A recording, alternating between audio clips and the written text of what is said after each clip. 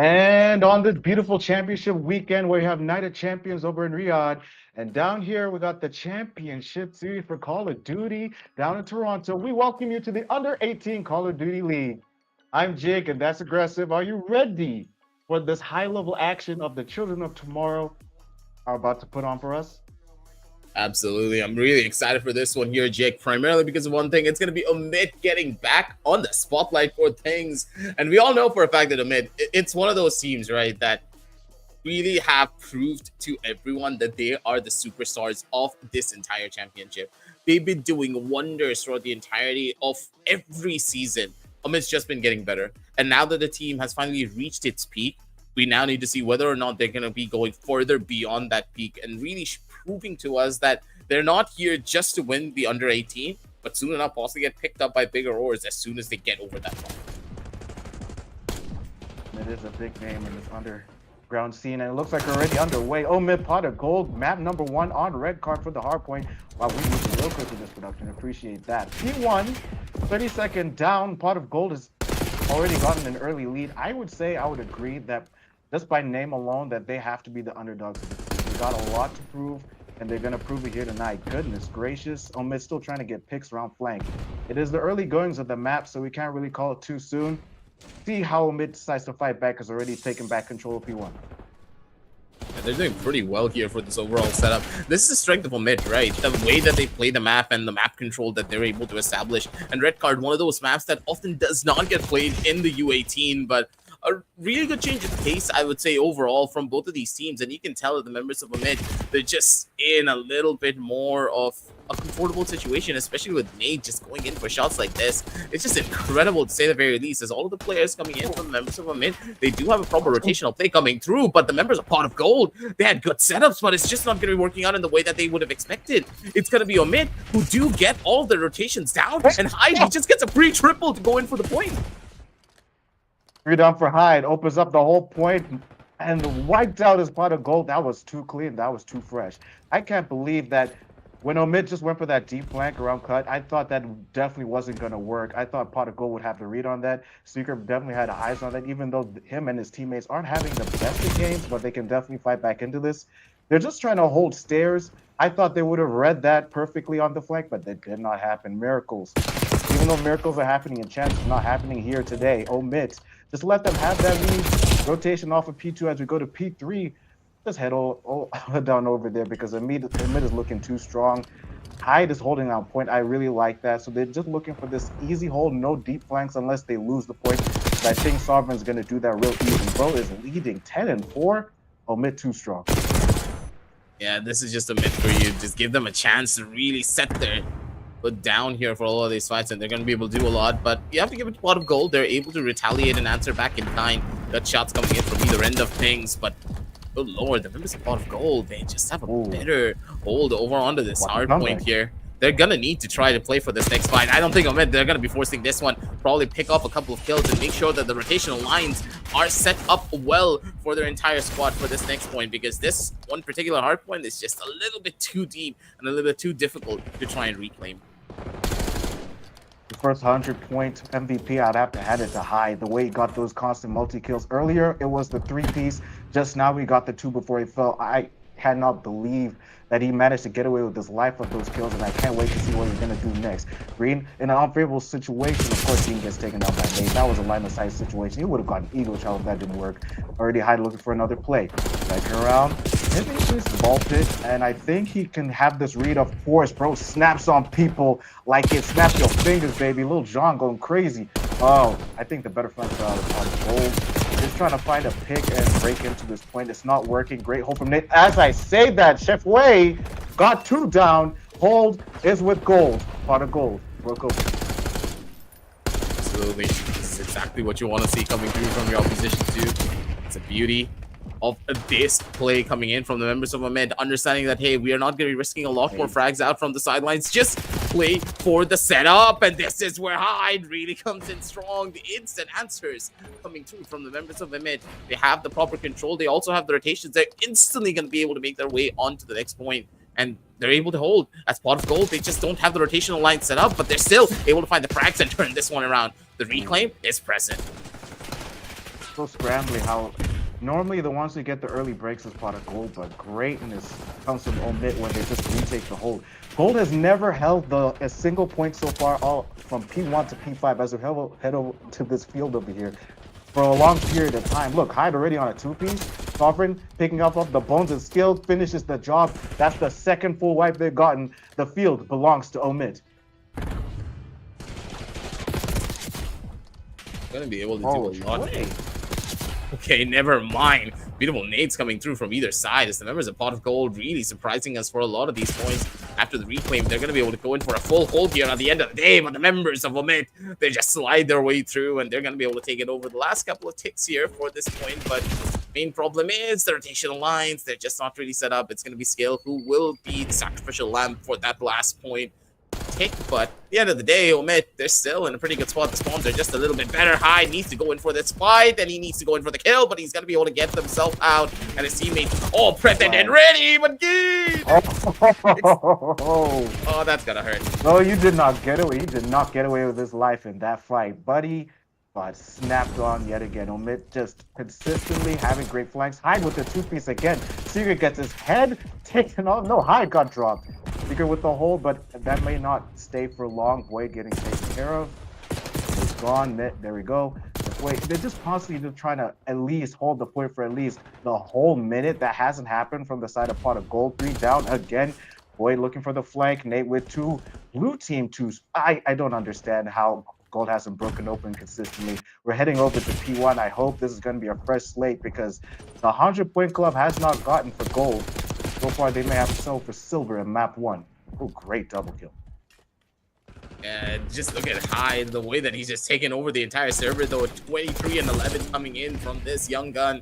They've been doing wonders here, but Geen trying to answer back in kind as well. Nate yet to really step up to the table here normally, as you would expected him, but it's consistent, right? The members of Omit, they're just in a proper scenario in each and every one of these fights, and it's all dependent on the hard point. It's taken away, and no one is gaining points at this stage of the game because the members of Pot of Gold, they're just not able to get on there in time because of the amount of pressure that the members of Omit are really causing.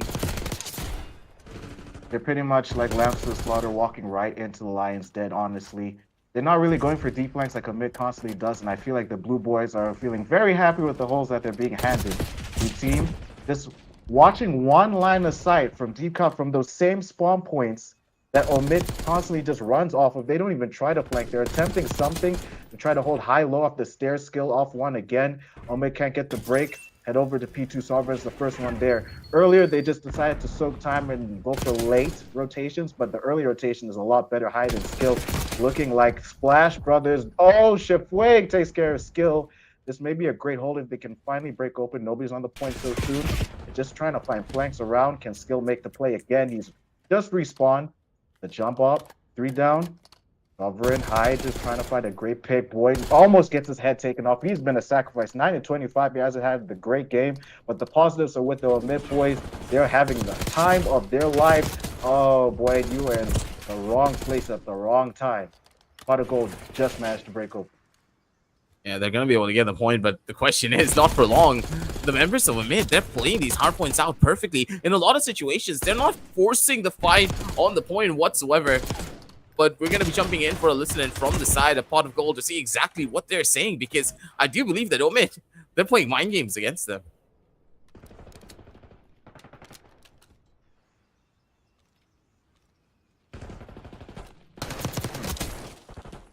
How long does listening last?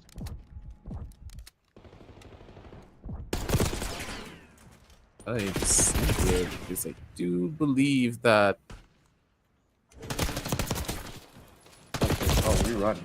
Oh, they're running. Off to the races. I thought they would have held on for even longer, but Pot of Gold must have been scrambling in that scenario. Goodness gracious. Step away, trying to flank. It's not working. Look! They're just making sure that every opening that Pot of Gold is trying to break through has been shut. Every door closed. Every kill taken. Boy got lucky taking off with Skill. Now all you got to do is make the break because already Omid is ahead in the races, finding the rotation. Pot of Gold is nowhere to be seen, but they're actually early on the point, but that's normally temporary. Secret got killed just for touching point early, and Omid's gonna touch immediately afterwards. They broke into the 200-point club. Hyde 33 and 16. He's the only one in the 30-point club in the kill department. Geen managed to get a great kill, rotating the P5 onto the fields. I think this may be better for Omid should they manage to wipe out Pot of Gold again, because Pot of Gold can't get a great hold. Yeah, the trades are just so much more stronger coming in from the members of Mid as well. It's just tough. The hard point, no one's really on the point here. You can see the level of extreme pressure coming in from both of these teams, and this is so difficult for anyone to walk in for free on any of these hard points. And you can tell that Omid, they understand they're not going to allow the members of Pot of Gold to get themselves onto the point, even if they're risking the fact that, hey, we are still the ones in the lead, so we can play for the time for as long as we possibly want. It's playing for that long game. Both sides are just relentless. The members of Omid, they're making sure that Pot of Gold, they're feeling the pressure, and with the last couple of points in their favor, they're still coming out in the lead. It's 2-2-2 for their side, as again the next hard point in the control of Omid, because they're the ones who set up for the rotations early by getting their players killed off.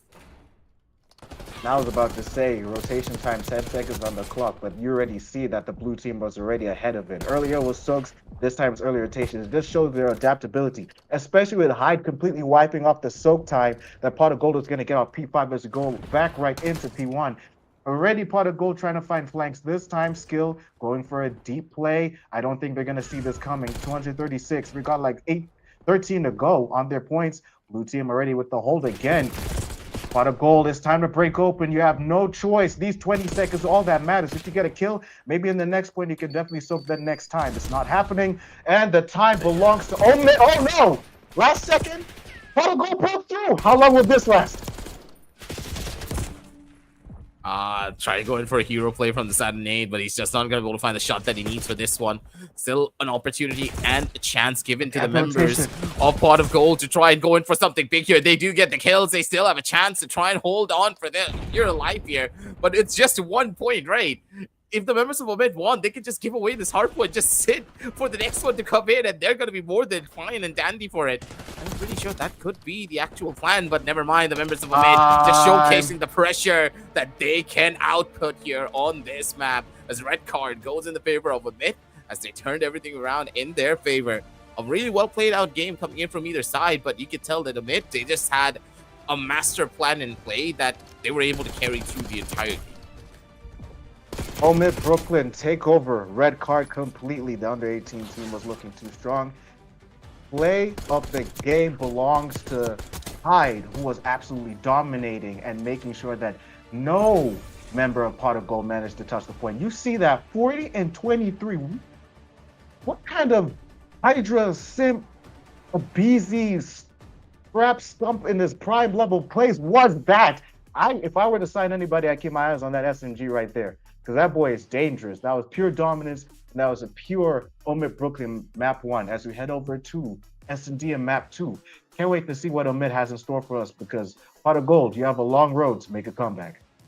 Absolutely. We got to see where this is going to be going for the members of Pot of Gold here, because the way that the setups have been from the side of Omid, it's just difficult for anyone to really understand what they are going to be doing next, because normally what happens in U18, if the hard point gets opened up, everyone's going to try to jump onto that hard point to try and grab those points as soon as they possibly can. But no, Omid just did not do that. They played for the control. They waited until the members of Pot of Gold, they're the ones who started to panic and rush in towards the point. They cleaned them up, and then they took over the point, because they already knew that they are in the lead, and the pressure was on Pot of Gold to try and alleviate some of that pressure by scrapping towards those point margins. This is so smart coming in from the members of Omid. And as we go on down over onto the second map, it's just going to be an even more bigger problem, because don't forget, it's going to be on Rewind, and you're talking Rewind S&D. This is a map where the members of Omid have proven time in and time out that they are the team, they're the premier team, sorry, to easily win it out here. And especially Nate, when it comes down to S&D, he turns into a different team. If I were to describe this map in a video game title, it would probably be fights in tight spaces. Rewind is not the best place to have an S&D, but this is definitely where Omid probably picked to play this team. Omid versus Pot of Gold, map number 2, and the early break open is a Pot of Gold. The defenders are Pot of Gold, and the attackers are Omid, which means Omid have to plant the bomb in order to win the round. It is first to 6 in it, and Seeker is the first one to fall. Nate still has time to plant. It's gonna be a little bit risky here if they're not careful. Omit. They're gonna be able to bring them out, and Whoa. it's already done and dusted. There was a pot of gold. They just didn't really understand what's going on. This is what I meant, right? Omit. They're just the final bosses on this particular map. It's so difficult for anyone to understand what's gonna happen next because of the way that they play for map control. This is the strength of Omit. This is why they are actually one of the strongest teams here in this entire the U18 series. I know what they did there. They decided to play team deathmatch instead of S&D. They just played the destroy, no search, no plant, just kills. Because just like how I thought, they probably thought their comms in the later part of the hard point, they're probably like, just take our time and we'd be good. But then this is the team that I noticed like to play on fire. Oh, rough nade from Sovereign. That would have landed great. Oh, we got a fight here with Hyde. Oh, he dropped. Sheffrey, great pick. You need to take advantage because that's their ace gone. On the flank, they have bomb. Because now Pot of Gold is attacking. I think they're going to want to plant because there's no way you wipe out Nate and Sovereign with this time. Unless you can make a miracle happen. Only time will tell. You have a little bit of a chance to turn this one on its head. But it's all dependent on that one kill coming in from the sidelines. It's going to be Nate who does find it. Down over to a 2v2. 30 seconds left on the clock. They need to try and make a play work here. Already suing it in. It's going to be Omid, who just keep on getting cut off in more ways than one. A little bit of technical difficulty, though, ladies and gentlemen. We're going to be seeing exactly who are the winners of that one in just a little bit. Don't really worry about that. But you can already tell that they just got a little bit too overconfident in their approach. And it's just going to be tough, right? We'll GM it, but just a bit of technical issues, ladies and gentlemen. Nothing too crazy, nothing too drastic. I'm sure possibly we may run that round back unless we can find out who won that round if they actually played it through. Because honestly, Nate got dropped and that was basically handed over to Pot of Gold. Hopefully. We just have to see. Pot of Gold with the W is what the people in my ear are telling me. So that's even Stevens for them. Even if it's with minor technical difficulties, if they can take a round, we'll take anything for Pot of Gold, especially with how rough that hard point was. Omit versus Pot of Gold round 3. I think Pot of Gold should take this momentum and run with it. Let's go and see what they got in store as we head on to an attacking Omid side. Gonna need to see where this is gonna go here. Already tell a little bit of a precarious situation for them to try and lead on here. You already in towards the side. It's gonna be a 1-for-1 trade coming in from either end of things. As Pot of Gold still has a chance to maybe play for the extremities, but Nate's so fast and so quick on the trigger there. He's gonna be able to live. But Pot of Gold, they're just instantly able to find these trade-offs almost immediately. But Omid, they're not giving away the space. You can tell that they're the ones who are still in the advantage. And now it's all up to Geen to try and pull off a miracle here up against the two superstars from the side of Omid. Geen running solo. They know where he is. Oh, Nate and Hyde are the ones who are chasing him down, bro. You're being run by wolves. How do you survive this? This is survival. This is not running with it. But he did take down Nate. Hyde is the only one left. Doesn't know where bomb is. I think you just got to go for the kill if you can get this read. Oh, no. There, Hyde has the deep flank. He always knows. He always knows. The timing, the weapon. He has to go closer. He has to go even closer because he's not an AR. From the top row. He do you have the read. Get the kill. The 360 celebration. 2-1 for Omid. Hyde, too good with it.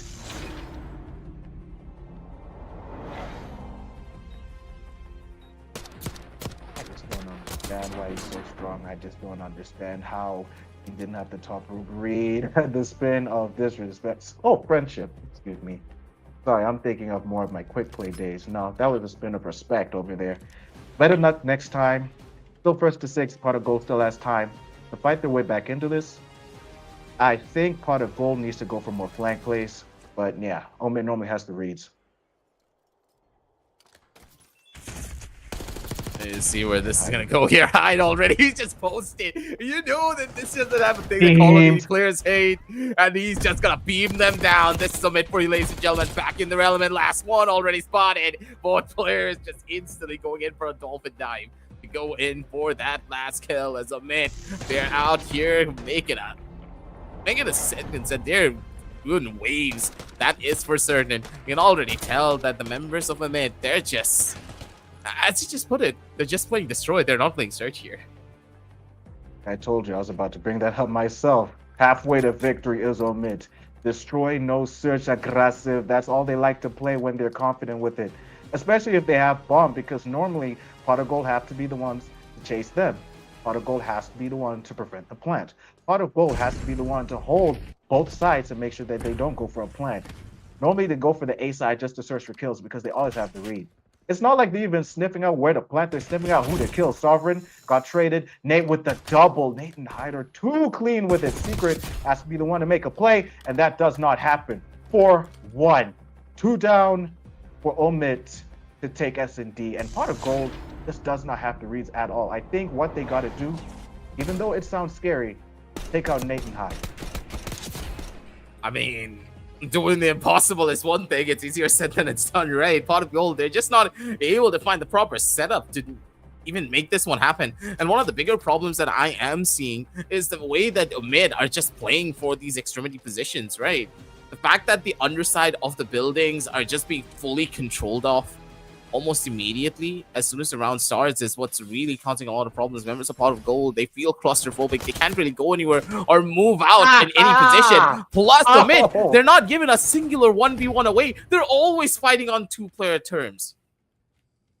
It's beautiful. At least you should always have somebody to have your trade when they come right into the video store. Hide with the back attack. Sheffield didn't see it coming, and neither did Secret. The video store was held down. 1 point away to advance in S&D. They're just dominating. And notice the domination on that one, even though it's 5-1. Was off of minor technical difficulties. Even though production-wise I shouldn't bring that up, but it's important to know. For anybody who may bring up a false narrative that Pot of Gold actually took a round off for a minute, nah. So far, not clean. They're being the ones to have to be strong, but they're being made to look weak in this scenario. But Omit, nah, they're dominating. Oh, I love the side. They're real pretty with the little flowers on it. That's cute. Secret. Use it to stab somebody in the back. That's a great nade. That should at least get 1 pick or 1 hold off the smoke. But that's a problem with this video store. Too many rules. That nade's probably not gonna get anything. Oh, wait a minute. Wait. Okay, what is we doing, buddy? Are we celebrating too much? Maybe a little bit too much here, but you can already tell that the members of mid, they're not taking this one lightly. Already going in for the skill shots. It's going to be skill. And now, Hyde, it's his turn to just maybe turn up the heat. Jumping across. He's trying to hunt down the last player. But Geen, what does he have in his hands? He wants to look for snipes. He thinks he's going to clip somebody, and he gets clipped instead after a dominant 6-1 victory. Crazy. Not 2 belongs to Omit, and it's best of 5, and Omit is downright leading, looking strong into control. That's a 360 as well to just go in for the style points. Hyde, he's just in this. Yeah, he's just in his element. Nate, like I already told you, right? This is Nate's playground. Nate's going 10-3. You're out on the server. You had Hyde doing well, but Nate is just a different beast entirely when it comes down to S&D. I can't believe he really did that to him. I can't believe anybody did. Everybody was shooting the floor, checking the ceramics, making sure everything was looking nice. Over here in Rewind, some people were doing 360 shots on people with sniper rifles. So you can take your phase prick shot somewhere else if you thought you could make a play. Nice try from Pot of Gold, but it just was not enough to even put a dent on Omid Brooklyn. All that for a drop of blood. We got Control up next. Map number 3. We see what they have in store, but if I know how Chad is probably thinking, they know Omid is probably going to run away with this 3-0. I wonder what the predictions are like, but if you had 3-0 in the predictions chat, you're getting paid with points. That's for certain, because there's a good chance that Omid they really do take map number 3 here pretty quickly because of the way that the setups have been. Omid are just in a different level entirely that you can't really quantify, and especially with Vault being the 3rd map and being Control, you don't want to go up against a team this coordinated on Control because they're the ones who will, of course, be the ones to come out on top. This map of S&D really was the turning point and the saving grace, I would say, for the members of Pot of Gold if they were able to win this one, because the mid on Control are very difficult to try and beat. Mid too strong, or mid too fast, or mid too furious. The transition over to this beautiful map over here. in vault control. Now this is more fun because there are more open spaces to get greater fights. Even though you could have this big old roof area, the nade should land a lot better in weird corridors. It's not as much of a tight space as Rewind, but I feel like vault should be a lot more fun for the boys. This got to be one of the more fun control maps. Map number Come on. I 3, hate Omit this Pot of map on a Gold, different 2 level. grains. Leading 2 games is Omit, so we see who gets the control here. And the attacking side is, of course, Omit because they stay winning. I think this is going to be very scrambly, very fast. Yikes. That could have been a little bit dirty there for the side of Sovereign, but he's going to be able to clean that up pretty quickly. And yeah, this is kind of expected here. First point already being taken over by the members of Omit here. As Pot of Gold, they're trying to go in for something bigger, but you can see all of the members of Omit, they're trying to set up these spawn traps, making sure that Pot of Gold, they don't even have a chance to try and force this one out. Good parkour, though, coming through. They're going to be able to get it in a little bit of a better position. Shots coming in quite well as the members of Omit. They're in full control, but they still need to work their way in a little bit deeper as Pot of Gold. They just can't really go in for the setups here whatsoever. They're getting cleaned up one after the next. The shots just keep on connecting as one went in for the melee. As Omit, they're in utter full control. Crispy, juicy, tender, Pot of Gold has been thrown right into a blender, constantly being shot down from every angle, every corner. They can't even enter the vault at any point in time. A point has been completely cleaned up. The transition is B, which is a perfect opportunity to get better kills because you see the lead is with Omit, but none of it is happening. That last pip can be easily taken over by the Omit boys and not even letting it happen because it's destroy no search like it's the last map. Pick off of Hyde, Void Falls, Chef Way, no time. Cleaned up hit. First point, Omit. I don't think I've ever seen a control end this quickly here, Gig. This is probably the first time. This is literally the first time I've ever seen it happen in the U18. I don't think we dropped below 15 lives either for either team. That's how fast this was. And they didn't even go below the 25 kill mark, bro. Like, Omit was just untouchable with every angle and every trade that they're willing to hold. Because notice even on the map, right, they held 2 at a time.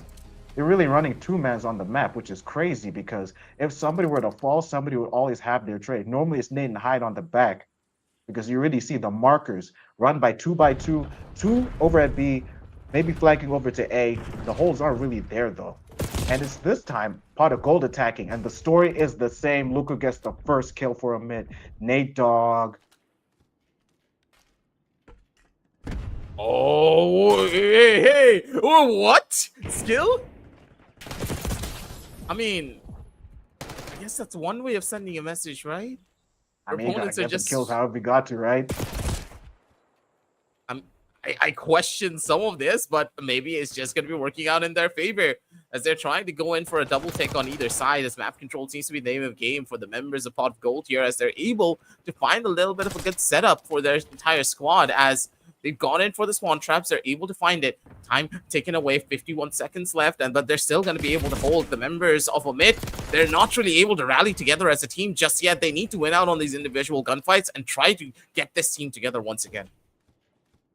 So far, I'm noticing that Gold has the holes, but just not the reads. They should have kept an eye on the flanks, which is why Omit is able to break open to this point and maybe get great guards on this. They're trying to do some two-a-side type thing to at least get as many pips as they can, because A, when they realize Omit is there, they rush and scurry over to B. Wherever they aren't, that's where they hold. It's like they're running away like sheep from the wolves. Again, the same analogy. Omit is just biting everywhere. It's Sovereign with 2. Nate follows up with the 3rd. I'm pretty sure the one who's scurrying for his life is Chef Way at this point, which is normally the one who makes plays. Chef Way falls. Keen actually trades with Nate. Oh, we're having too much fun. We're celebrating like this. Notice how Omit was the one who was losing early game, and they're winning in the late game. 6 seconds on the clock. There's no shot in hell that they can even get a touch. 2-0 points. They're trying. They're trying. Can they get A? There's a chance. 2 seconds left. Yeah. More time. 60 seconds. Time to get B. They're going to need to try and force out this engagement somewhere. You can already tell that Skill and Hyde, they're already in good position. Sovereign, little bit of a team kill right there. They're going to allow the members of Pot of Gold to just get in a little bit of a pip here. 1 pip is almost guaranteed. As members of Omit, they're trying to set up for this retake. Oh. They're always running to open spaces. If he stayed behind Van, he would have lived a little longer. Chefway ran into the crosshairs of Nate in that scenario. Nate and Hyde doing what they do like the Splash Brothers they are. Great double hold. All they need to do is hold on to B. They just need to clear them off. They had the life lead, and immediately they lost it. Not kill No Buddy. way. No, Chefway. No. He has the time. If he's going to go out, then he's going to go out swinging. At least who's going to shoot him from the back? He looked at the wrong side. Everybody's jumping. It's over with 24 seconds. No, we can still make something happen. Don't do that so soon, Gold. You could have gone for the deep flanks, but you went for disrespectful kills. Imagine Hyde and Nate doing what they do. Life lead lost. Chefway's left. Hey, buddy, you tried. Good night. 2-0. One more for Omid to not only take the map, but take the series. Yeah, this is just about sending a message out here.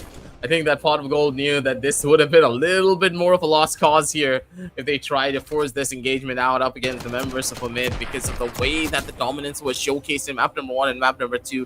If by even a miracle Pot of Gold were able to take map number 3, map number 4 would not be anything simple. It's tough, right? But you have to accept it from time to time as Pot of Gold now still given an opportunity to try and turn this one back. One more opportunity, one more chance, and we believe that. I mean, they're just having fun at this point. Let the boys do what they're doing. Yeah, sure. Let's just have them have a party. I mean, if they're throwing away like this, oh, okay, collateral too. We're throwing away our lives like this. Are they really having fun? Are they really giving up? We'll leave that for chat to decide. 2-0, attacking side is Omid to take away these points, and already they're working to the first pip. A is dealt with so far, almost dealt with I should say, and B, the same story. Even on kills was temporary because the lead is with 27 and 24, Omid looking strong. Unlike with Pot of Gold when they were attacking the last round, they were managing to almost make it better. We got a secret. I think he may look for the pick here. No, he doesn't. No, he does. Keen with the flank. It's a scrambly for the last game. I guess they're just dealing with it like it's some kind of scrim. Because Omid still has the lead. They may run away with this if Gold doesn't lock in. I need to see where this is going to go here. Sufei. Sovereign already in the back-end corner of these things. And this is going to be bad. Yeah, this is where it needs playground, right?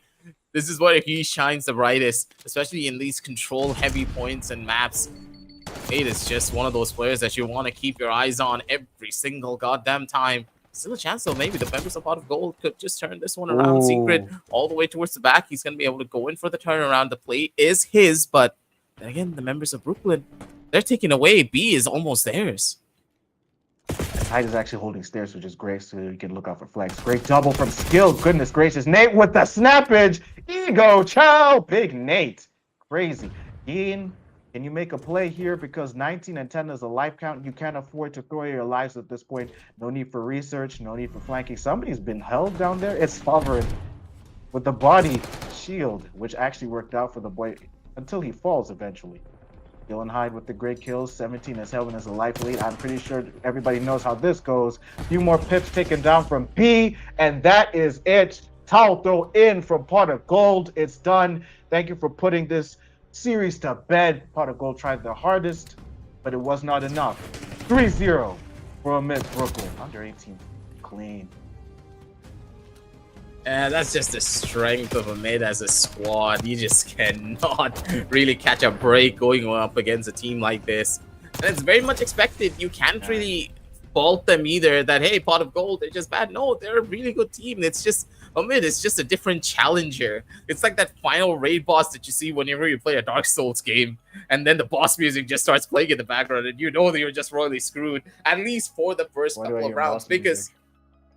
At least for the first couple of rounds, right? Because you can see that Pot of Gold, if they tried, they really could have maybe bleeded out one map away from Omid. But to really win things out here, they have a lot more to do and a lot more to improve upon.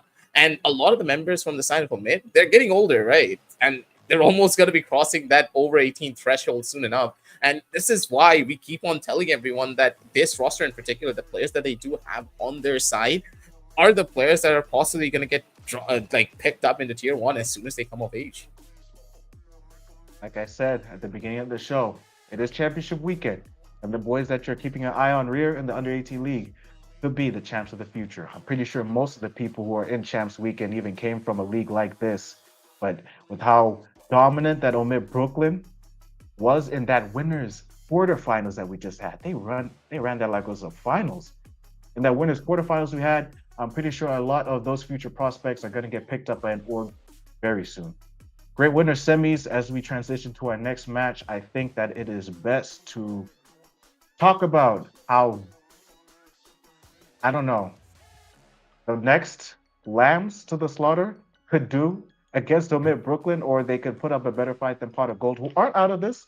Like I said, it is winners, and they still have a chance over the losers bracket to run it back and maybe lock back in and look a different form and pull off some kind of LAG run back like 2 years ago and bring it back against Omid. But that's hoping for a miracle, right? But Omid transitioning into the winner semis, who could wait for them in the next match? I mean, there's still going to be a lot of matches that are out to be played out here, ladies and gentlemen. The lower bracket run is where we're going to be heading on to next. I do believe we're going to set everything up for the next game. Don't go anywhere. We'll be right back with a lot more Call of Duty action.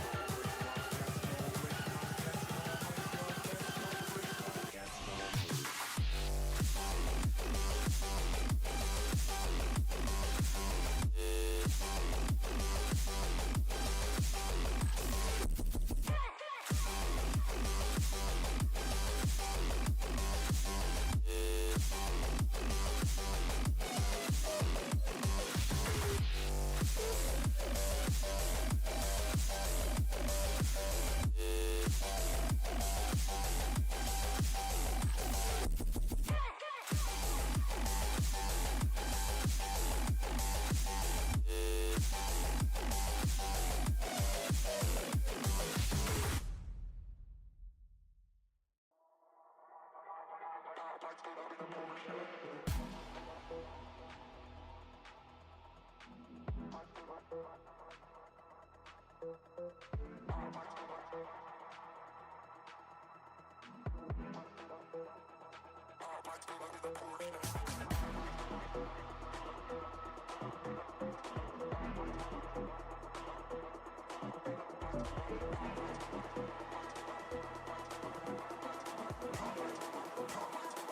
my bullet, bit of portion.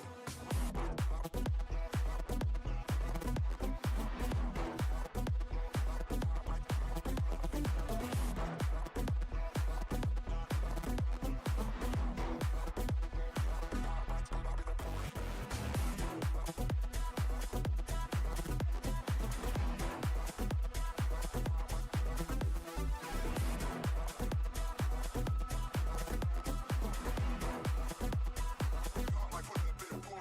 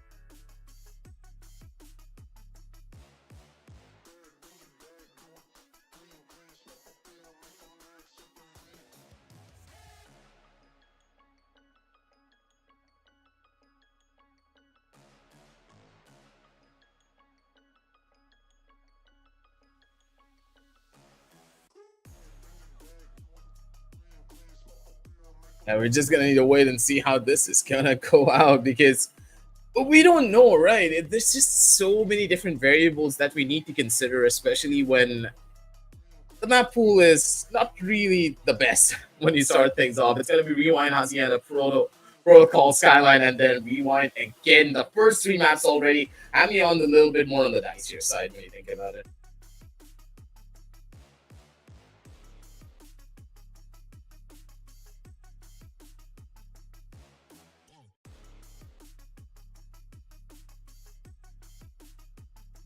Yeah, understandable.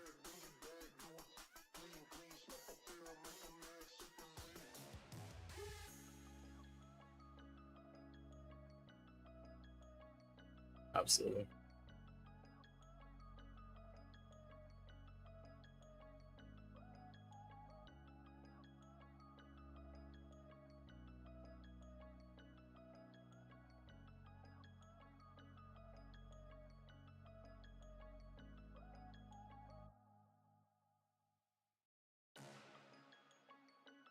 Okay, so historically, I'll tell you this much that the members of Houston Spartans, they are good.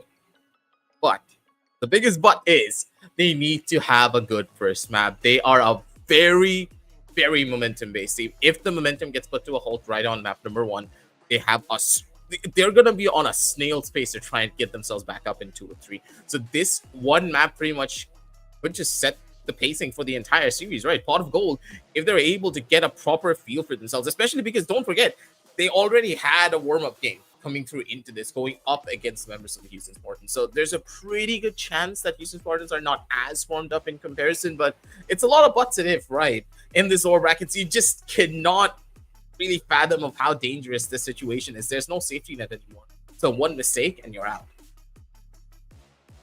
Are we back into this? We can see how they can fall off. If Houston Spartans really are as snowbally as you say, then this could be the start of something special. Map number one, Pot of Gold versus Houston Spartans. And if they do snowball, then Houston shouldn't get an early start and right on cue.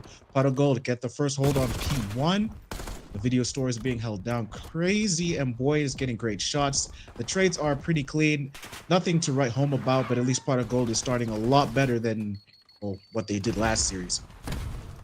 Yeah, but you can already tell that Houston Spartans, they're not really fighting off onto the video store as much as you normally would have expected, but they're trying to slowly break their way in. Not really giving a little bit too much space away here. Boyd's going to be able to shut down one more. Not me, so instantly finds trade, and hardpoint still in the favor of the members of Houston Spartans, but you can see that the fight really took its toll when it came down to the time. And the members of Houston Spartans, they do have to give this one up almost entirely because they need to set their rotations up for this next point. Yeah, Houston seems silent, kind of like I probably was in the early goings of this second block of a match because my mic was off, but it's better. I think they're going to bounce back right now. The hold is with Pot of Gold still, same story, and they're getting picked off one by one. So yeah, the snowball is coming in. I think around like the 50 to 100 point lead is where they start going for the deep flanks, if I were to further on your point, because so far, nothing too crazy again. Pot of Gold with the hold. The flank is there. Lacoste, can he find it? Just in time, Secret snaps on him. Crazy. And he gets a double kill off of that. The trades are good enough, but the hold is still with Pot of Gold. It's crazy how they're managing to hold off on each of these points with no falter and no fall because Spartans can't get a good break. 20 seconds on the clock. I think it may be time to start an early rotation for Spartan because this point may be as good as dead. Yeah, they're a very momentum-based team. You can already tell, right, that Houston Spartans, they need to get the ball rolling in their court early on. Otherwise, the team just has a pretty rough time trying to stabilize themselves. But they're doing it quite well. Miso, they do find the double opener here. The hard point yet to be established from either one of these teams, as already you can tell that Miso trying to establish a pretty strong point here. But again, it's the members of Pot of Gold who make the rotations a little bit better. They're going to be able to get to the point first, but immediately the members of Houston Spartans, they're able to answer back the reclaim. It's present, but Geen surviving. He gets a double. Never mind, Geen holding down the line. Is already alive. And Pot of Gold, they're going to be able to hold on to this point. Wrestling back and forth for dear life. He got away with that, ran away with the thief and night. Clean wipe. Spartans got dropped just when he started something hot. Geen immediately wiped them out. What a team player. And Miso, keep in mind, he was like 4 Opios on his way to a streak, which is going to be real clutch for his team. Going to have to start from scratch on that one. The streak is in the hands again as he falls. Just as I say that, 10 seconds, transition, P5, snappage on something. Oh, he's doing numbers. This part of Gold Squad is crazy. Bro, playing like a super sub low key. Both are positive except for Secret, who honestly is making clean plays, except for the fact that he's always getting traded on these points. Miso and Kosti breaking in. I think this is the time that they get their hold, and Drew holding down, even though they don't have the numbers advantage to take advantage of this. Massacre manages to get the picks. They still have this hold. Miso trying to do something off flank, but so far so clean. Let's not panic, Houston. This is great time for you. And they do have a pretty good hold and a foothold indeed that they are able to try and play for the members of Houston Spartans. They are in a little bit more of a better spot here, but positioning just not really in their favor as, again, Houston Spartans, they held the point out, but the gunfights lost just really caused them problems. These extremity positions being held out by the members of Houston Spartans. One gunfight lost in those kind of positions, and then you're just trying to scramble for a retake here with all of your spawns coming back in. Take all the spawns we can get, even though the spawns are going to be kind of garbage for pot of gold. They can deal with it because they can just flip them on the next point. P1 reasserted, P1 reattained, and the first of the game is Geen again. Why is he being a playmaker so cleanly? It's great pick from Boyd. They're just negating all the picks, looking for everybody who's trying to get a deep flank from the side of Houston Spartans and denying it. And if you're a pot of gold fan, after what happened to your boys in Winners Quarters, you might be super happy about how this is going. So why don't we just hear how these boys are feeling in the early goings of this losers quarters?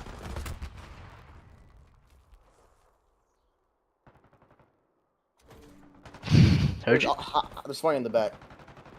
I'm sure you're telling that out, bro. You are terrible. Boy, do you run them? Like, bro, what are these guys? Like, do you know they have to stay down in the hard point? Yo, I've just seen. Yo, One run outer. One run outer. I'm playing SWAT Team 6. I love these boys. He's already on me, new Miso. This guy's so advanced. Dude, this guy is. What is he? What's he? Smooth. I almost said it, but that's what. Well, this boy sounded angry, huh, Aggressive? Yeah, Really aggressive. at least they're having fun, right? This is how you're supposed to play COD. This is how the energy is supposed to be high with all of your team members just really all being on the same page. And this is where team play and coordination really starting to show here for the members of Pot of Gold here. But Houston Spartans instantly answer back in kind. The trade still working out in their favor. They're able to hold. They're able to survive. The point seemingly already there is I don't think the members of Pot of Gold are going to be able to come into this game room at all. This is just all but over for this particular point as Pot of Gold, I think, is just set up for this next point here because this is just gone. Yeah, Spartans really hopped on the map and jumped them. Miso and Massacre just wiped them off the face of that point. Crazy how a deep flank that normally Pot of Gold was ahead on reading, they all of a sudden forget how to do that completely. Something trying to get his boys back in the line. Like I said, they sounded real angry even though they're winning because they wanted to make sure that they make the run at the century and they can't fall to the Spartan boys who, like you mentioned earlier, snowball crazy. And the whole point of a snowball is that one opportunity to put the snowball in the snow and it rolls until it's something so big you can't stop. This one's on fire. Massacre with the double something with the trade. Answering in kind. Always the Pot of Gold boys a step ahead. Even though they lost the lead, they always were going to get the picks to fight back. Hold was with Spartans. Hold back with Gold. How long will that last? This may be old. It's tough. Miso, he really need to get one more frag here, but he's not going to be able to do much. Timing, the positioning, not really working out in their favor, but the cavalry still arrives, and the cleanup is present. The Kosti showcasing his mechanical prowess to its fullest. They're going to be able to slide across, going for the shots, but Boyd answering back in kind. They do have the timing and the rotation still in their favor as Pot of Gold. They're going to be able to equalize the lead out just a tiny bit here as Houston Spartans. They do get away with a 3-point lead, but that's completely fine because the next hard point now in the favor of Pot of Gold. Bro got smoked. Crazy game, but it happened. You can still fight. The kill feed wasn't looking pretty clean. Pretty blue, I should say. What am I saying? Geen was just too clean. I'm just thinking it's too many colors at this point. Look at the trophy system, preventing the point from being hopped in on. So if you threw any smokes or nades, those things are going bye-bye, which is a better hold from Pot of Gold because you want to soak up as much time as you can. And the fact that you're throwing out the trophies in this open air is perfect because it's the only point out of all of them where you could get naded at a random moment. So that was a great read. Boyd takes out Massacre. Boyd looking for a second. The double is there. AR beaming. Coasty falls. Something looking for deep flanks. These is a really great hold from Pot of Gold. They need to keep it up right now or they will falter on the next point. Time to think of rotations, boys. It's 10 seconds. Pot of Gold. Yeah, they're just going to need to give this one up. The members of Houston Spartans, they understand this. And Pot of Gold, they're just going to get as many takes as they possibly can. They understand. Play for the retake here. We can't really give them the extremity control, and as long as we have it, the spawn still could be in our favors. I do believe that the sounds already came through. Players crossing about. Pot of Gold. It's such a good spot here. Spin is going to be able to find the kill. Just get the openings that they need. And Pot of Gold, they're getting away with murder. This is not happening. Houston Spartans, how do you break through this line? Because now they're given a chance to get to 250. They could just win this outright here. Never mind. 25 to go for the whole map to be taken up. Yeah, he saved it like low-key clutch in that scenario. The snowball is not out yet. Nobody broke it. It looked like they did because that thing was looking like it was going to get broken apart. But Massacre came in clutch. So did Miso. What do we do here? Full red kill feed. Crazy. Clutch plays from Miso wiping them out. Already thinking about rotation this Massacre. Great hold. Spartan still in this. Yeah, but Pot of Gold instantly answer back in kind, and any form of rotational play that the members of Houston Spartans could have gone for gets shut down because Pot of Gold got to the hard point first, and they're going to be able to hold on to it for dear life. This is where the real trouble started. Houston, they need to try and go big, or they're going to be the ones to go and get sent back home here. Shots connect coming in from the members of Houston Spartans. The last two players need to go in clutch, but they're just not going to be the ones to try and find it. And instead, it's going to be Houston Spartans who come in for the retake, and they have the clear that they needed. But Pot of Gold have the utility ready, and they just need to make sure they go in together.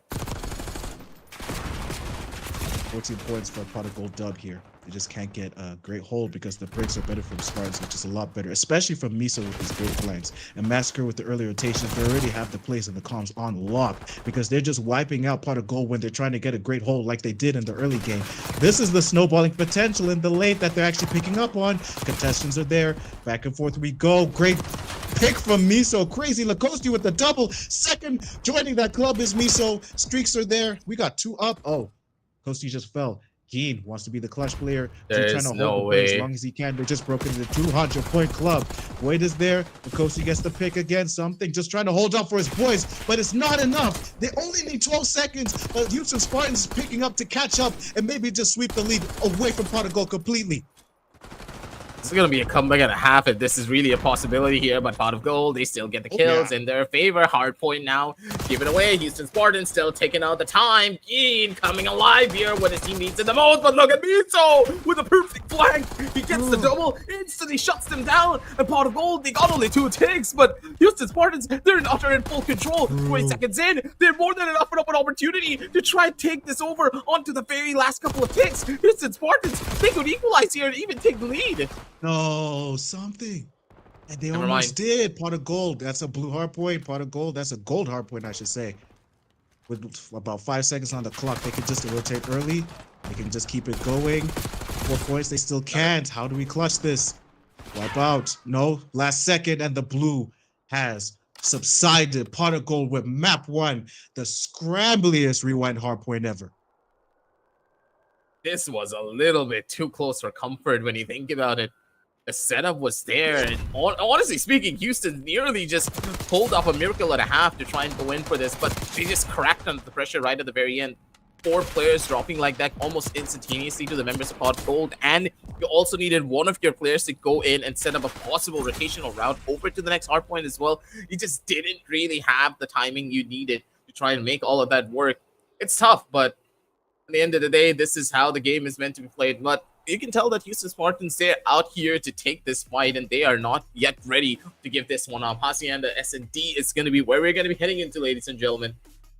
Boy, I am a little bit worried about what could happen to the members of Houston Spartans here, because historically this has not been the best map for S&D for them. They play a little bit better when it's Vault, or honestly speaking, not even Vault. They play better on any other map when it comes up to S&D in comparison to Hacienda. That's not Hacienda. I see the vision. I can see why Hacienda though, which is weird though, because more open air situations. It's like that one map back in Modern Warfare, which name eludes me, which is similar in the design, but I love it because there's so much space to get scrambly, and the middle building is right there for you to actually pick off people in corridors. I think that may be why you think Houston Spartans may lose, bro. Their close quarter combat isn't as good as Pot of Gold, who ironically were losing close quarters combat. Ooh, that alliteration. To Omid Brooklyn earlier. So maybe they can hope for a miracle, because they better go back and forth if they actually want to make sure they can sweep the momentum away from the Pot of Gold boys. All right, map number 2 with more open air areas. I like this better for control because it's crazy, but aggressive. What do you got for me? How do you think Pot of Gold is going to dominate if this isn't the best for Houston Spartans? One of the best certainties that the members of Pot of Gold have is their gunfight capability, right? They like to go in together as a unit, even up against the members of Omid. What we did witness from Pot of Gold was the fact that they like to go in for trades. They're not really taking a lot of engagements by themselves, and most of the time when they did lose out against Omid, it was because they just were not able to keep up with their mechanical capability. But the fundamentals was really sound. Houston Spartans, so they're a little bit more of a team that relies on strategy. They rely on map control to really make things work. And here on this particular map, these close range fights, the trades are where it's really are. And you can tell that Lacoste, he's going to be the first one to come alive for this position. This spot is just so difficult to break into when they're on the opening side of the door. But, and again, they have the hold here as Houston Spartans. They have the lead for themselves, but Geen instantly turns around. 2v2 now on the map. Crazy. And I was about to hype up the boys because it's pretty much over at this point. You just got to defuse it, and there's nobody left for Pot of Gold. So just clean this up as you can. They're just disrespectfully hopping back and forth because bro was happy that they actually managed to clutch that out. 1-0 for Houston Spartans. And I was about to give Pot of Gold their flowers because they actually went for the early B pick, right? Full sending right to B. The split was from Spartans. There was no way they should have lost that gunfight because that's like, what, 4v2? The numbers were there, but the problem was probably that when bro immediately got his head taken off, they decided to fall back. And that's the issue that they had that Omid took advantage of. They fall back in situations where they need to full send so that they can clutch up and get games. They need to pull up the confidence to win better. We go into the second round. The attackers are the Spartans, Massacre with bomb, and they look to plant on A. This was a very fast rush coming too as well from the members of Pot of Gold. No! They just brute forced this engagement almost immediately. This could have gone from bad to worse if they were not careful on this. It's Houston Spartans. They're dropping like flies, and it's just Pot of Gold. This is their point. I think they just caught the members of Houston Spartans completely off guard, but never mind. Hey, Miso! hey. You just slipped through the cracks. Miso, are you going to pull off a miracle here, buddy? Like a He hears ninja. the sounds. He already knows the spots. He just needs to play for the time, 60 seconds. I don't think he has enough to go in for the kills here, but... Oh no! Bro didn't even have Deddy. Boy did not have Deddy. Bro knew exactly where he was, and Miso got the great double. Honestly, a sneaky ninja double to actually manage to clutch up, but it was narrow. I'm pretty sure his boys won't beat him up too bad for that. If he actually believed in himself, off the read, he expected the early bomb defuse because there was not much time.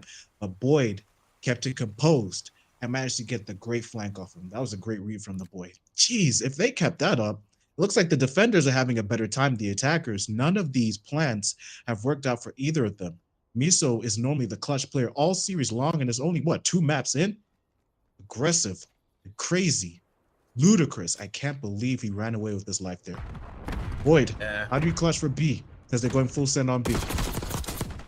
Yikes, that could have gone really badly for them. The attack is where it's really at. It seems coming in from the members of Pot of Gold. That's still a little bit of a timing. They need one more opener pick to really work this side out for themselves. Positions are perfect. Nades in hand.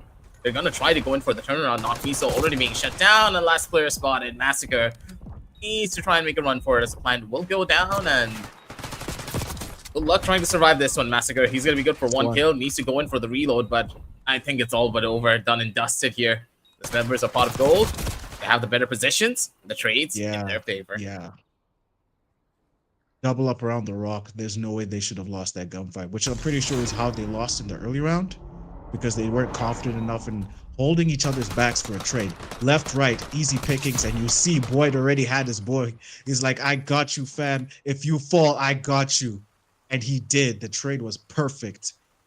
Keep up the confidence, pot of gold, if you want to beat the Houston Spartans. It is 1-2 in the scoreline, 1st to 6, and the S&D is done and dusted. This is a lot better S&D than we saw in the winners' quarters, right? And it was pot of gold in that very scenario, but they're managing to clutch up in weird situations. And the problem, even though I say clutch, is Houston Spartans. They got a bigger clutch factor. Normally when Miso is left alive. So if Miso falls early, then there's a very low chance that the other boys are going to pick up his slack. It looks like it's a split push around B. Pot of gold doesn't know yet, but they're trying to pinch around A, which is why this might work. The chance they're going to be able to turn this one back. Lacosi, position already revealed. Callouts are going to come through as the players. They do find the trades at the end of the day. And Houston Spartans, they keep on falling like flies. Geen already around the corner. Player on the defuse. They're going to be able to hold. Lacosi, though, still causing some problems, but his buddies are there to go in and hold. This is the beauty of it. Pot of gold, ladies and gentlemen, equalize things out on 2-2 as Houston Spartans left scratching their heads a little bit of how to play this defensive side, because I do believe that Houston Spartans, they are putting all their eggs in one basket. And pot of gold, they have a lot of space to try and take in all of this. You can tell, right? Pot of gold, they just don't really care. They're playing for the map control instead. I might be dreaming because Boyd must be a pinch master. Good golly, from the top rope. He learned that from the mid side. The trauma is actually working dividends and making sure you can use those same tactics and jumping off of high spots that normally the Houston Spartans don't read, which is exactly why Miso lost the clutch situation the earlier round, because he thought low ground is definitely where bro is. He's probably going to go for an early defuse, and it did not work. And Boyd, nah, he's just lucky with the pinches here. Geen, with the B hold, they always go B, then they pinch around A, and Houston Spartans has the opposite situation. Drew trying to beam with the AR, doesn't get any damage or picks, but good enough to at least know where people are, just some information. And the nades are there too. They know they're at B, so how do we defuse the situation? Lost a lot of open speed, but Boyd's going to be able to come on back alive. Look at the swings, the speed of the timing. This is pot of gold, pot of gold, pot of gold. They are the ones in control. There is no way you stop these players from taking over the map. This was just so instantaneous as well. Just look at the way that he was playing this. The team is just in perfect synergy. Boyd. Especially shout out to Boyd again. What I tell you with the pinches. Handled those two on his own, solo, dolo. I don't need no mans. You boys just managed the plant situation, and I got these people trying to barge in on our front door, and he handled it like a man. We run into this round number 6, it should be 3-2. They swept up the lead. Pot of gold did. If you're a Pot of Gold fan, you should be real happy. Watch the pinch that actually got Boyd the earlier round. Look at this gunfight. I can't say it over yet because it's already over. Pot of gold with another one, quick, fast, the momentum. You talk about Spartan snowballing? Pot of gold be rolling down the rainbow. Let's see where this is going to go here. Yeah, pot of gold is just... They're in a different league of their own, right? They just have the momentum on their belt. Yeah. This is what I kept on saying. Houston Spartans is an incredible team. They have incredible players on their roster, but they just can't really stabilize themselves. They need a round, and they're going to carry that round into multiple other victories. But as soon as you put a stop to them, they're going to start losing at least 2 or 3 more rounds before they finally get the ball rolling in their court again. But it's kind of the problem, right? In S&D, you can't really have that. Because if you lose 2 rounds, you're in such a big deficit already that you can't play for something that you could have done on respawn points. Or respawn game mode, sorry. And like you said earlier, Houston Spartans, this really isn't their map. Geen with the double, no, only got 1 something with the trade. And it's showing because it's probably hurting their morale, especially in S&D with the lead that big. Normally in last round situations do they manage to clutch it because they have nothing to lose, but it hasn't happened so far because they just got dominated in the last 2. It's a lot better this time. 2-2. They can actually clutch up, and Miso's the clutch player that's still alive against Boyd, their clutch player. How do we handle this? Chef with falls. Boyd. Miso actually managed to get us back. 2v1. The plant is being diffused. While this Boyd clutch. He got it. Now he got it. It's over. No, Pot of winner gold again! solved perfectly. We got him. Match point. Or match point. Gene is built different. The guy just had the patience. Wiser than his years, Satis Mercer, and this kid is what a different level. You could see that Gene didn't peek until the very last second. He made no noise whatsoever. He did not panic, knowing that, hey, there's a possibility that he could have gone in for a fake, right? But no, it wasn't a fake. He waited until the very last second before the timer was, before anyone was looking towards him, and he completely baited out Void. Like, I know it's like a bad thing to say. Void got baited, but the bait was so good that Gene was just able to find that superhero play. And it matters to pay out, bro. It's like a sacrificial lamb. Like, bro, avenge me. And he did. Especially when Void went for the flag and What? did not hold at all until the last second. He had to. How did you get on Miso? I think this might be over. The clutch player falls. Something managed to massacre. We got a 4v2 in our hands. And no plants inside. Houston hasn't got it. Lacoste doesn't have the bomb. Could be done and dusted. Should Lacoste get one pick at least just for his morale? But it's not going to happen. The pot of gold at the end of the rainbow is inside a pot of gold. Map 2 done and dusted. 2-0 in the series. One more. They got a control to handle next. And this is a tough situation to be in. Hacienda is just not their map, and it just goes to show the statistics always being against them, the members of Houston Spartans. It's a rough start. I don't know what to say here, because the team, it's just the team has so much potential. Like, a lot of people are going to be saying, like, oh, Houston Spartans is bad. But no, I've seen the team at their peak. I've seen what this squad can really do. And to see them like this, especially after what happened yesterday as well, is just, I don't know. It's just tough, because there's so much more that a squad can bring onto the table if you give them the chance. But the members of Pot of Gold, they're just one step ahead. They're adapting faster than what Houston Spartans are bringing onto. Hard to call, right? It's pretty much Pot of Gold's protagonist arc in the losers bracket, and they want to run back against Omit, who have a winner semis to deal with. But should Pot of Gold win this, they will have a loser semis to deal with. They got like, what, 2 more matches before they can make it to grand finals. And for the side of Houston Spartans, who are looking out of sorts, as you have mentioned, this is their chance to bring it back, because this is actually their last chance to bring it back. Control on protocol. This is a very open-ended map.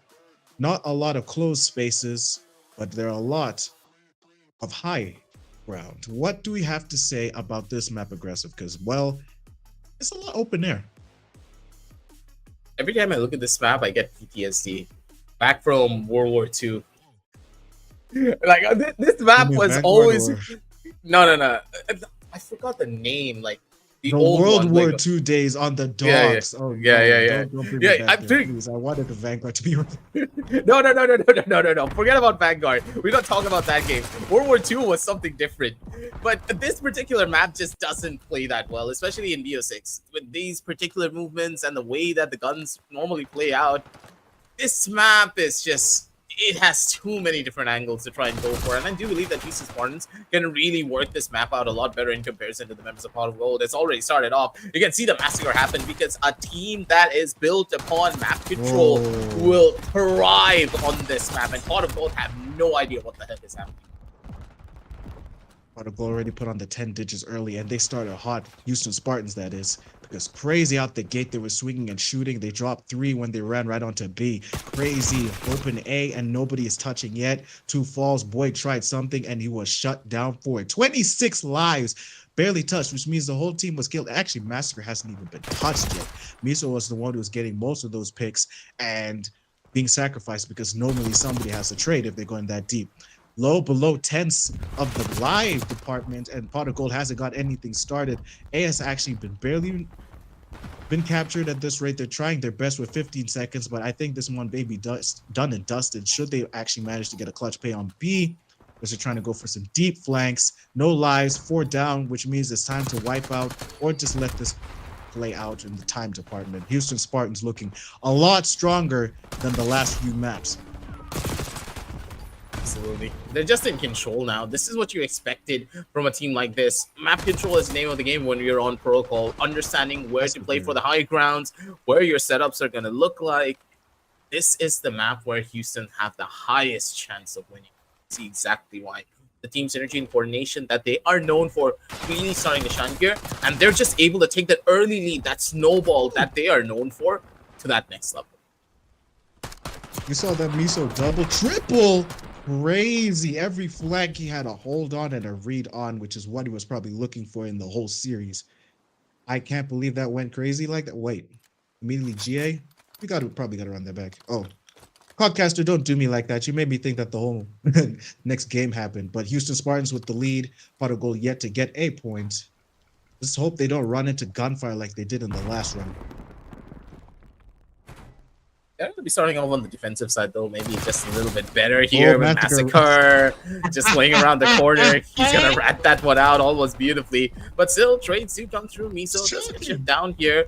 A little bit of a chance here at the end of the day. Positions are better as Massacre just slipping in through the cracks here. But the trades look to be a lot more substantial coming in from the members of Bottom Gold. They're not really giving much of the positions away. Boyd comes in down strong with something as well. As Houston Spartans, they're yet to make a lot of ground here as their players have dropped. The lives look pretty even, but map control wise, you can see that Pot of Gold, they're still winning. And they're still winning in the life lead department too. We love that. But it's too early to call it, given how they got snapped on before she avoided your kill. What, Boyd? Boyd crazy. Boyd crazy with the double, doing Miso's job, but better. Can he keep this up so that his team can fight back into this? He doesn't get the pick because Miso too strong. And the double in retaliation. They're just going back and forth with just team wiping the other two. It's Miso and Boyd. You got to keep your eyes on. Massacre on the point. He normally is with the early break, and they get through the hole. If we're on the side of Houston Spartans, 19 seconds. Miso is a slayer in every facet of the word. Again, nobody has gotten any takes off the time. It's just Pot of Gold doing their rounds and flanking, shooting everybody off of it. But Houston Spartans can count out 40 seconds being held frozen because the hold is there, but the contest is even stronger. How do we get these touches, boys? 19 to 13, the live department in favor of Pot of Gold. This is just the reality of protocol here, ladies and gentlemen. High gun control is the name of the game. 3 seconds in, and this is Pot of Gold, and it's their game, ladies and gentlemen. Houston Spartans just cannot break through these high ground positions, and this is why I hate this map. What the hell do you do as an attacker? How do you how do you fight the guys on high ground? This has happened to me as well, like time in and time out. I just can't do anything. It's over, Anakin.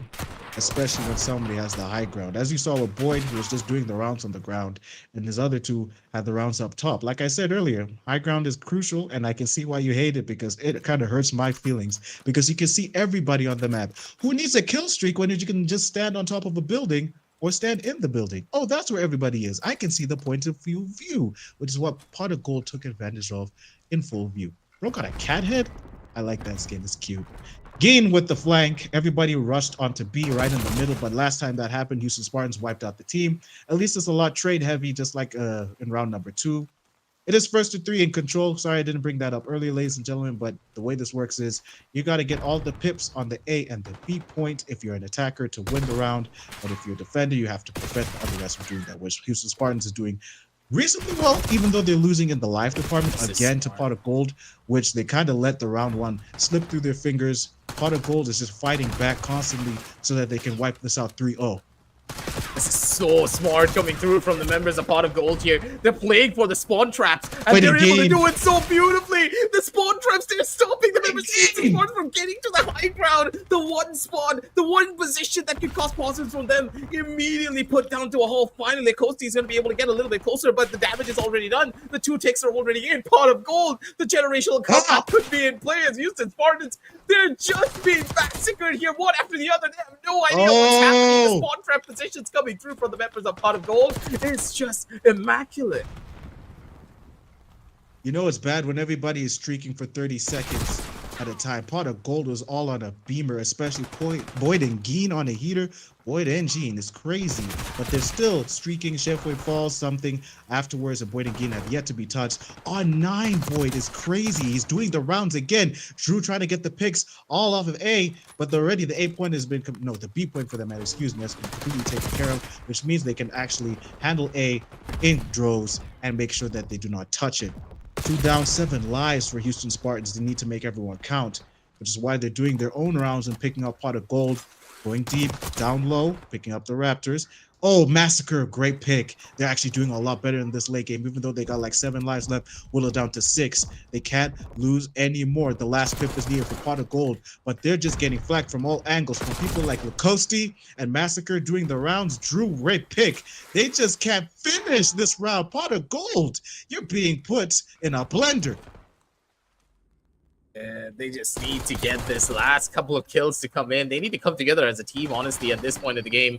As already the last couple of players are already in. Crescent, not Miso, still trying to survive. The final boss on the server, but it's just not going to be enough. As Pot of Gold, they do get the 2 on the board here. It's 1 more round separates this team from taking this map, and also this entire series in their favor, doing 3-0 in this BO5.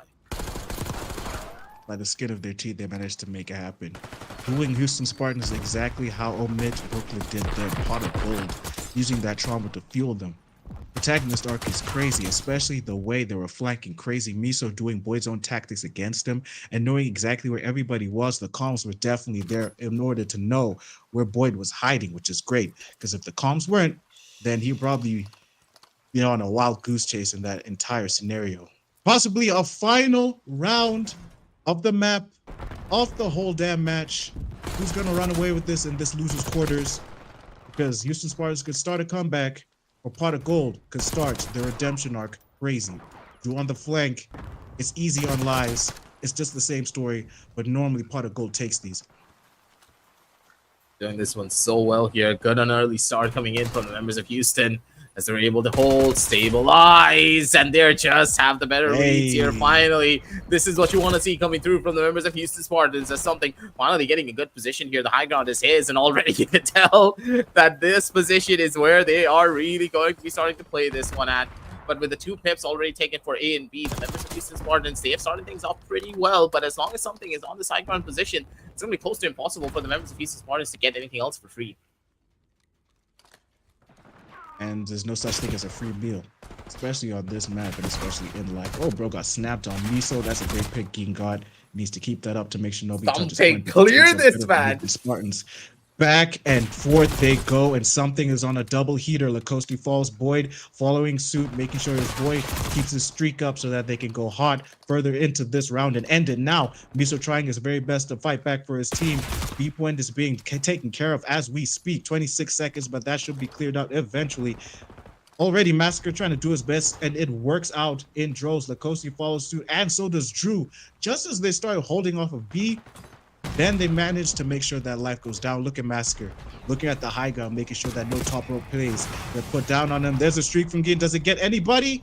Nobody inside, but at least he got great information for the team. How do we handle this Pot of Gold? The defense need to be on 10 as Geen looks for a deep pick. Need to get the clearance on the A side, because that's where most of the players are in this particular instance. But a better streak coming through. Geen with a streak. No way, Geen. He pulled off a miracle there to be able to find 3 here with 3 seconds left on the clock. The respawns are just coming in. They can't go in for the touch to try and save their lives. It's done and dusted. 1 streak, and it's already over, ladies and gentlemen. This is why Protocol is such a pain to play. Just hope it doesn't show back up in BO7, buddy, and we'll do just fine. Pot of Gold advances from losers' quarters on the redemption. And moving on in this very comeback season, all the way to losers' semis. Unfortunately, Houston Spartans are sent hacking, but they tried their very best to hold, and control was pretty clean. A lot better than before, but somebody had to do their best. And that best was a Pot of Gold. Really scrambly, especially with that triple off of Geen. Yeesh, that's how I knew it was over. Is just built different in these particular instances, and that A side position is just so difficult for anyone to really get a proper foothold on, right? Especially when you have that streak ready. There's only what, like 15 seconds left of the clock. You can't even run away from the position anymore. You have to stay there, give away your life. It's tough, but Pot of Gold, they deserve this one. The lower bracket run, the Cinderella storyline that they want to set up here will still be in play. But another Cinderella story is going to be up in front of your screens too, ladies and gentlemen, soon enough, as we're going to be heading on down over into a very short little break to set up the next game.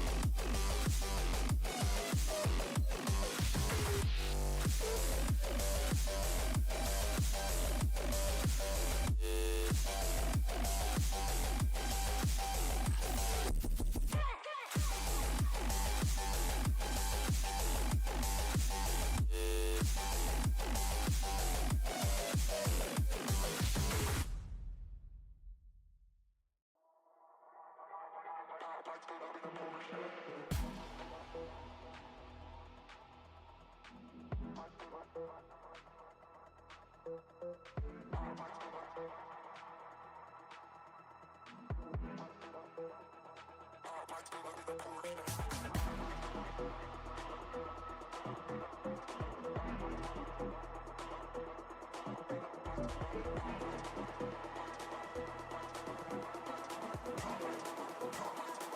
my bullet, bit of portion.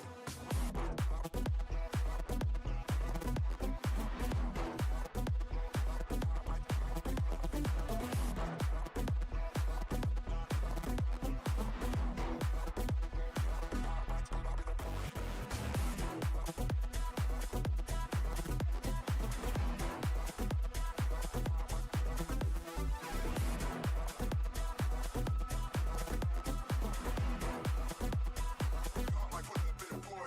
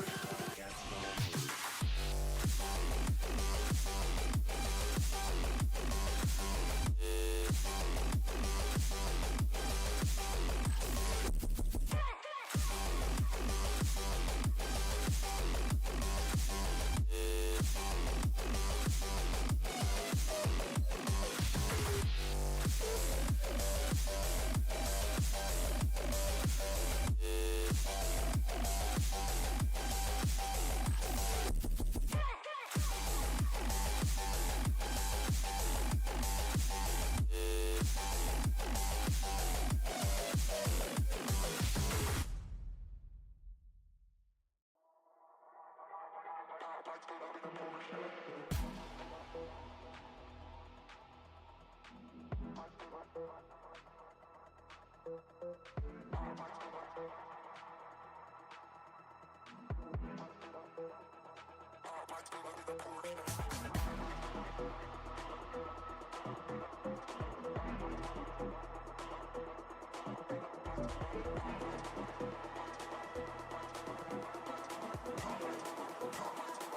my bullet, bit of portion.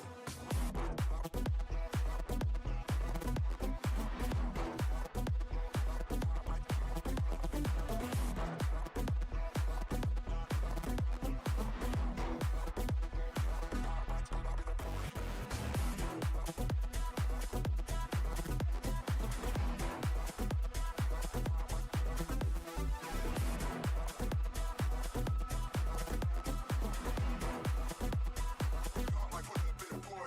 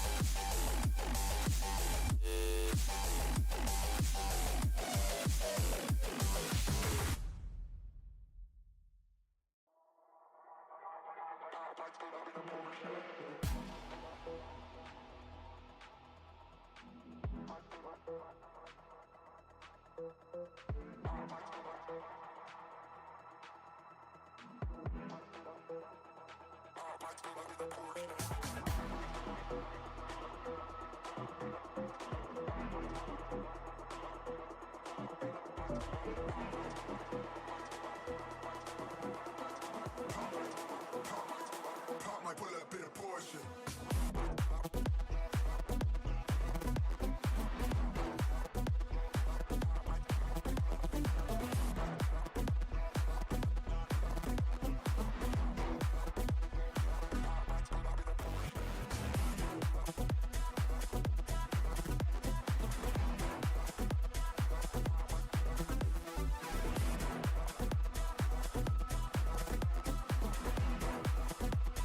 Pop my bullet, bit of portion.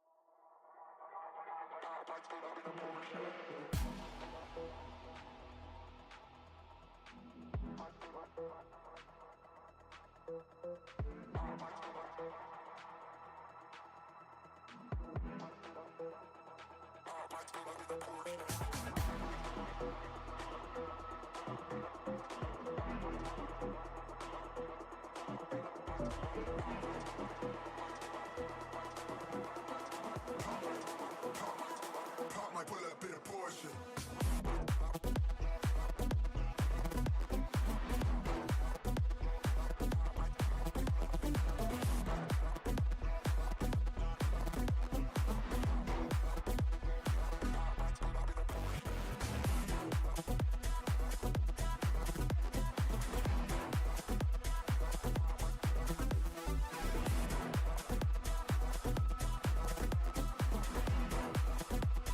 Pop my bullet, bit of portion.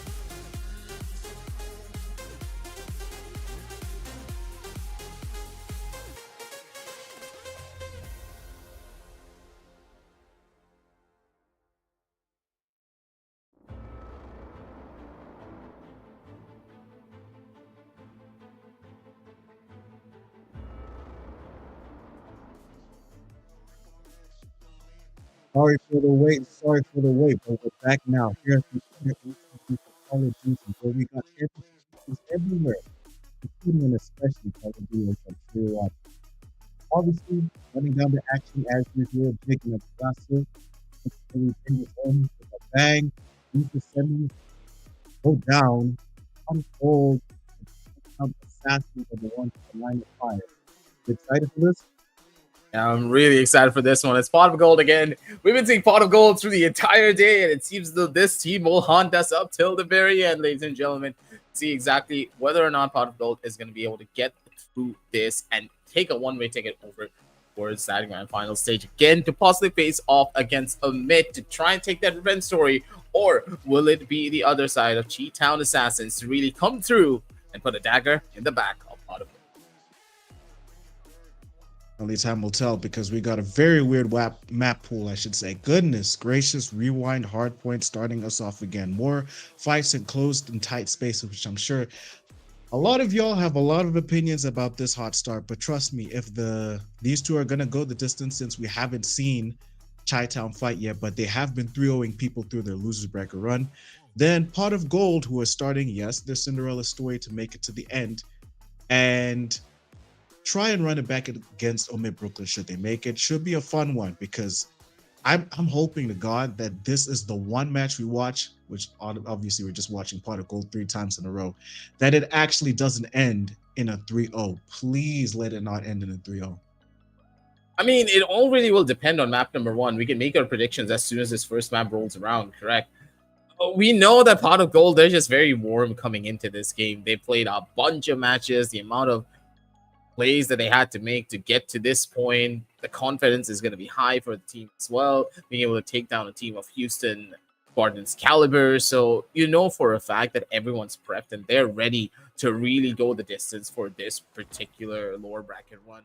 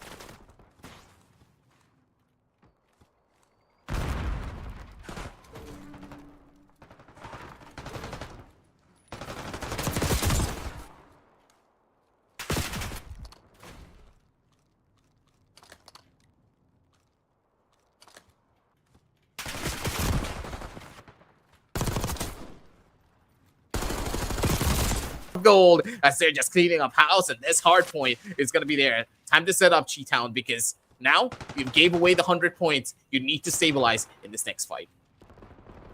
In the deepest of war zones, this Gold Boys just shine the brightest. It's crazy how in every situation they're just ready for it. Even in the most chaotic, they kept their composure.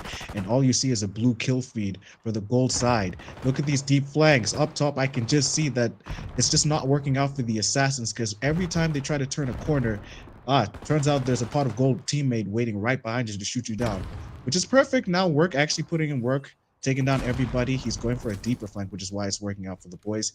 Normally, Gold goes for 2 side pinches, 2 on the left, 2 on the right, 1 up top, 1 on the bottom. But so far, the reads have been better for the Assassins. This is a great start, better hold, at least breaking through 50 point eventually. But Boyd and Geen, again, shutting that down.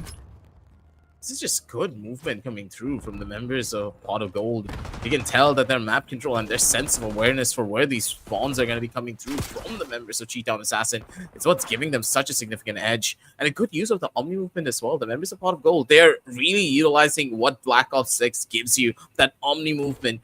Being able to constantly move around, get into those precarious positions. You can tell it's going to be tough, but never mind. Turn it around. Chi-Town Assassins, they finally show a little bit of life in their roster. And now Pot of Gold, how do you want to retaliate?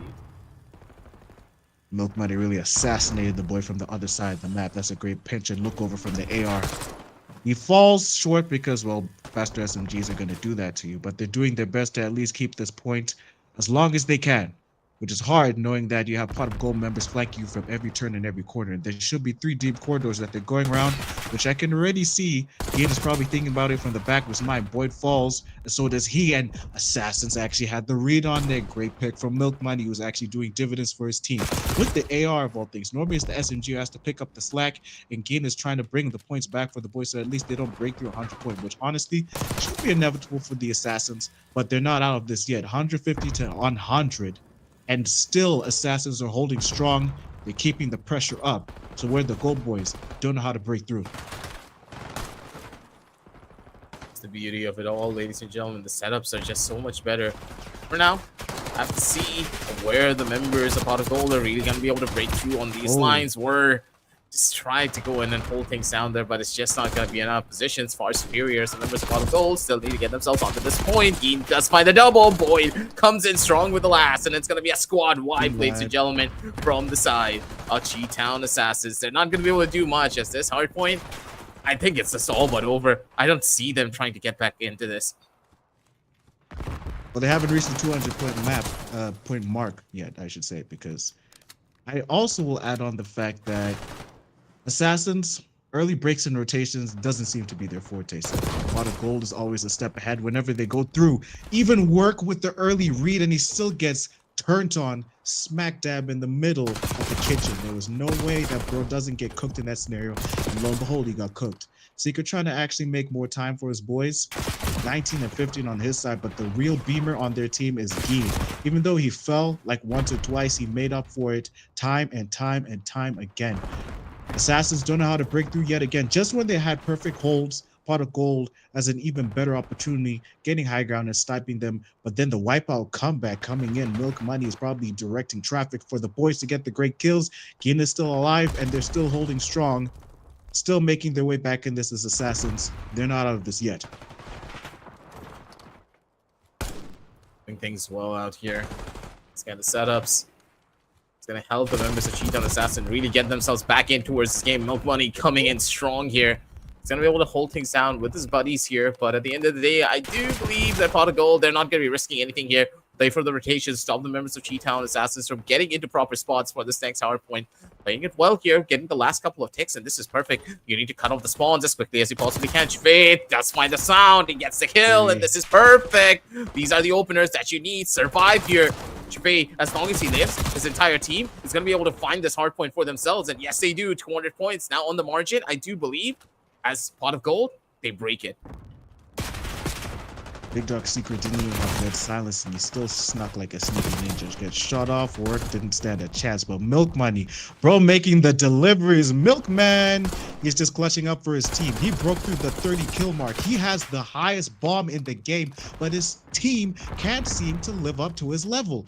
Keen on the flank, Word falls again. Right back into kitchen. It's a deep flanky fight, and the pool is where people try to run through. It's a wide open area for them to get the picks, and Milk got two. Boy trying to make the comeback for his team. 200-point mark still held on to, and the point still belongs to Assassin's Kitchen. No way. Time for the rotation, baby. Cobra is early, but I think the early break should be with Liquid, who falls. That idea is thrown out the window. This should belong to Pot of Gold, which it does. Ding, ding. Boys, wake up. They're almost at 250. Run to the gym. It's time to work out. Trying to figure something out here. This is all but over pretty much if they're not careful. The positioning coming through from the members of Pot of Gold is just a little bit too troublesome to try and break into. Milk Money does find one, but it instantly gets traded off. G-Town, they're in full control with all their members just sitting on the hard point at this stage of the game. They have the rotations to go for it. Shufei, he's going to be the one to go in for the equalizers. He's going to be that player who's just a constant thorn on their sides, not allowing the members of Cheat on Assassins to get into a comfortable spot to try and go in for this retake. But never mind, Milk Money doesn't even need that. Shufei just comes in from the back lines to be that equalizer, to be that X factor and the game changer for their team. And he is just able to hold. But at the end of the day, Cheat on Assassins, they do get a couple of points for themselves, but that's pretty much it, because now they need to worry about the rotations to this next hard point, because the members of Pot of Gold, they're going to be on top of it. Of course, Liquid is being cheeky in the middle of it. True Faye with the deep flanks as well, but I should say Milk Money. 44 bomb is crazy, and his team can't live up to that same expectation because they're losing their gunfights too consistently for them to do any real damage. Whenever they get the early rotations and the point holds, there's always somebody with a gun at the back of the head. Gun to your head. Give me the point, and they lose it instantly. Boyd with the flank on Cobra. Gian trying to hold the line. He's going for the deep cut. He's got the SMG in hand and gets in for it. Liquid holding the line. I like that. Milk Money's probably real proud of you, Secret. How's the line? Ego Chow is crazy. 206 down. The 200-point mark is broken through. This could be a clutch situation, but the point is still held by Gold Boys. They got this, right? They got this, right? Cobra flank. Cobra clutch. Cobra not. Done and dusted. Map 1, Pot of Gold. It's not that big of a surprise coming through from the side of Pot of Gold. Not as much, because you know for a fact that with this being the map on the Arsenal and the way that Pot of Gold like to play, it's not that big of a surprise whatsoever. But I do believe that it was supposed to be Rewind first, but instead it was Skyline. I just noticed it, but but it's okay, right?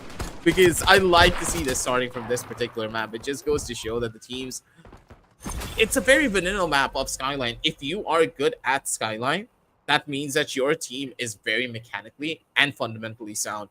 And Pot of Gold just showcasing that potential to us to its fullest. Next map, though, is going to be an even bigger question mark, because Hardpoint is one form of play style, but S&D is a completely different beast, especially when it comes down to Cheetown Assassins. This is the game mode that they are known for. So Cheetown, if they're able to take this, map number 4 and 5 could be a very good probability.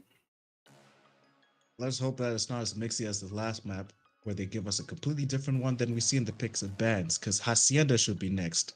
And well, previously we just had it. So Wednesday night, and we're running out of time, because I love Skyline. It's so open-ended, and you saw exactly why with the domination that Pot of Gold had. They just like when you can see everybody through the dead sight lines that is the open air of the pool, and whenever somebody tries to go for a flank, Gold always had the read on it. But the problem that Assassins had was they were losing too many gunfights while everybody who was Milk Money, who had the highest kill rate in the game, for them to actually catch up, because the early rotations again and the deep cuts were just not caught up from the boys, for Milk Money to actually hold the line for them, because he was getting 2-for-1s easy. All everybody had to do was clean up, and they just dropped like flies for him. So let's hope the bright side of S&D is per round it's 1 life, so you best make it count. Maybe they're a lot more tactical than they are better with their respawns. We're going to see what map number 2 is going to be looking like here. So, bit of a question mark. It's just like Hacienda is going to be played out here, ladies and gentlemen. We do believe we just got the confirmation from the back end, but Thank you, It production. seems like I think like they're having some issues from the other side. Again, don't forget this is the U18 league, so there's gonna be some problems coming in from the kids. Regardless, they are talented when it comes down to being inside of the game, but on the other aspects, they're still learning, they're still adapting. But this is what we love to see, right? The teams are just constantly evolving each and every season. They gain that experience, they gain that playtime on the server, and they're just becoming so much better. Pot of Gold. Look back 1 or 2 seasons, this team looked drastically different, but here they're a top contender. Even if they're making the losers run, I mean, protagonist power in them. yeah, Well, they're they never still gonna got a go down. chance, and they're still in this. I am now learning the lore. If they're that good with it, that I'm actually witnessing it firsthand. Because in many other tournaments, it doesn't even matter what esports it is. Whether you play your shooters here, your clickers there in League of Legends, or your fighters like Street Fighter and Tekken. Whenever somebody loses first round, that's normally a wake up call, and that seems to be the same thing for Pot of Gold, who had the alarm clock right in their ear just to 3-0 everybody else. Houston Spartans fell the way they fell to Omib. And the same thing is happening with Chaitan, or could happen because it's not over yet.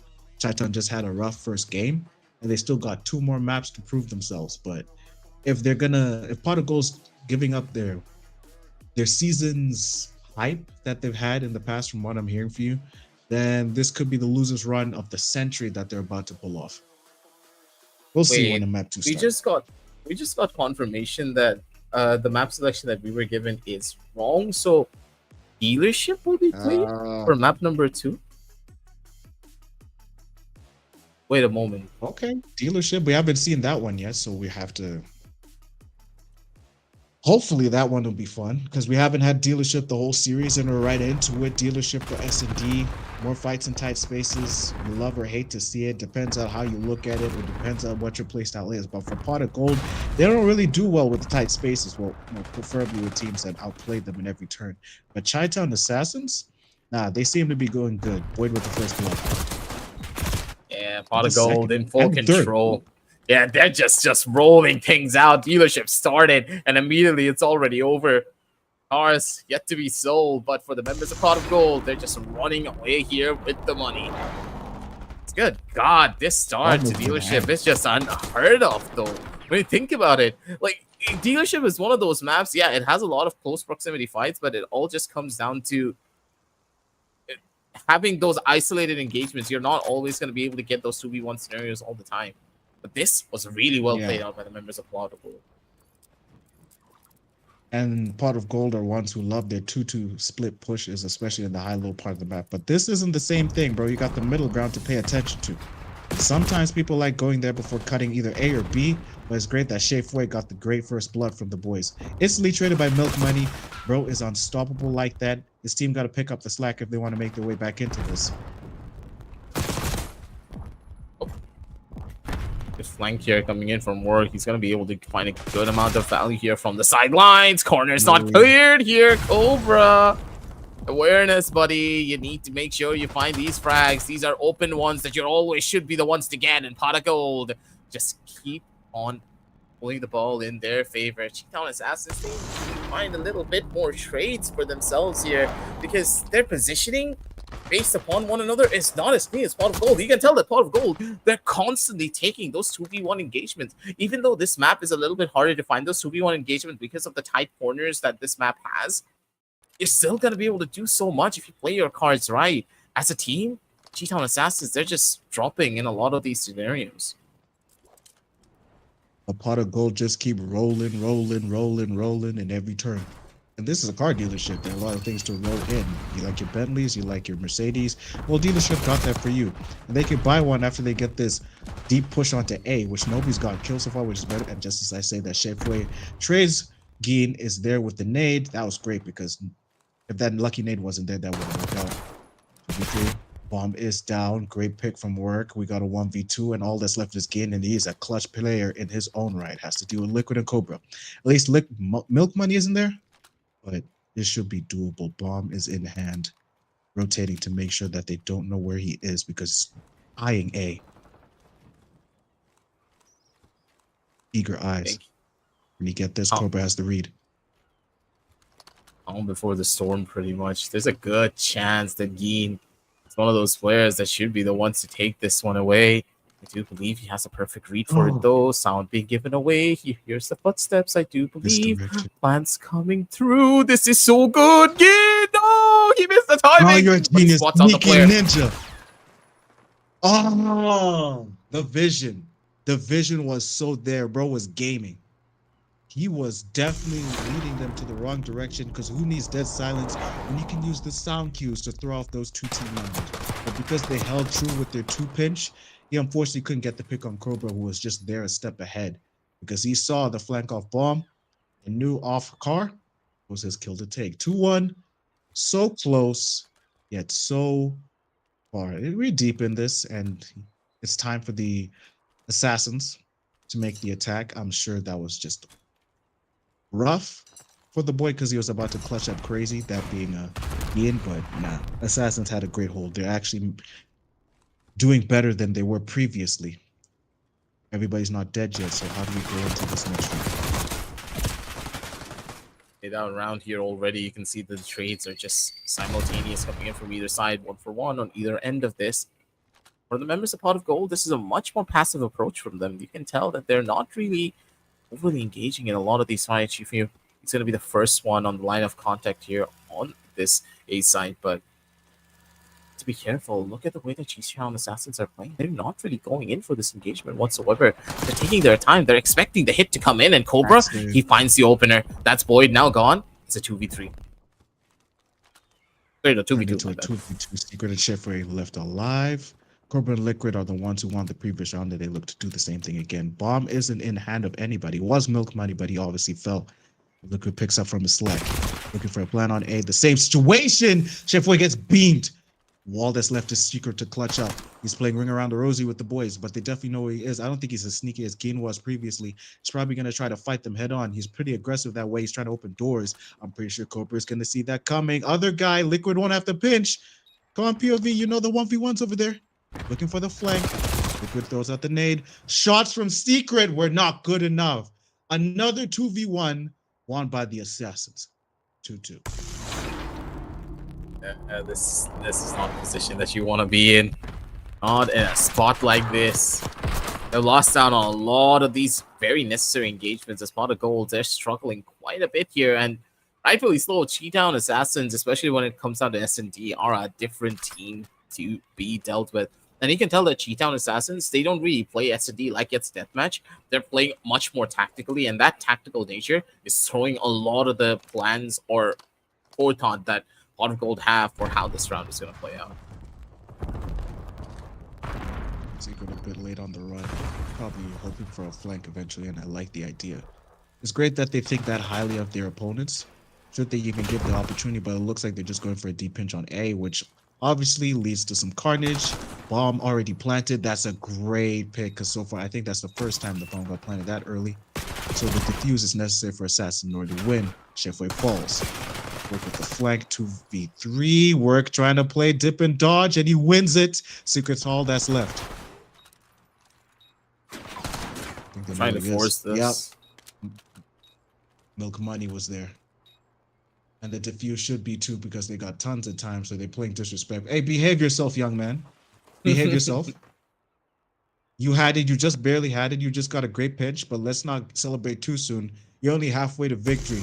But they're going to turn that disrespect a whole 180 on you if they manage to clutch up.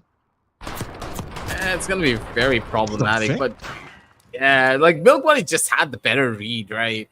You could tell that the positioning coming through from the members of Cheetah Assassin, they have this map in full and utter control.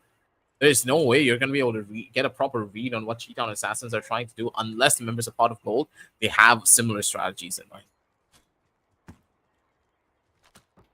2-3 in favor of Chai Sound. It's better holds, it's better clean damage, and they're trying to do collateral and throw people off with the nades. Nobody's touched B thus far, and Pot of Gold isn't even going to try and go for that defense. Chiffre falls first. Obviously, Milk Money is the one with the gunnies, and is the one with the bomb looking to plant Liquid. Great pick off of Boyd. That's 2 down. Pot of Gold is scrambling everywhere. So far, so good. Trades are there. 2v3. Secret's POV. He's normally the one who flanks. Let's go one. All that's Big kill left to get as is well. Cobra. Gonna need to set this one up in some way, shape, or form, and it's gonna be pot of gold, but just instantly turn it around, and that's all that they needed to do. Get the equalizer down for themselves as pot of gold. Finally figuring out the overarching strategy the members of Cheetown are trying to implement here. The much more slower play that Cheetown are known for. How do you counteract it? Just ball up together and take those fights.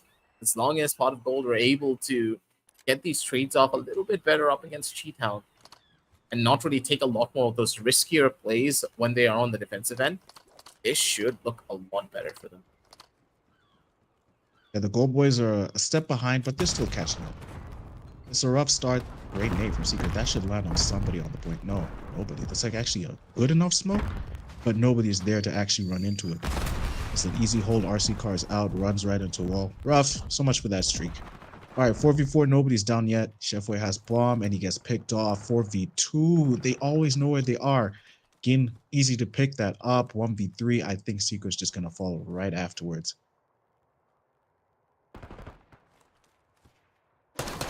Brooks waiting for the deep cut.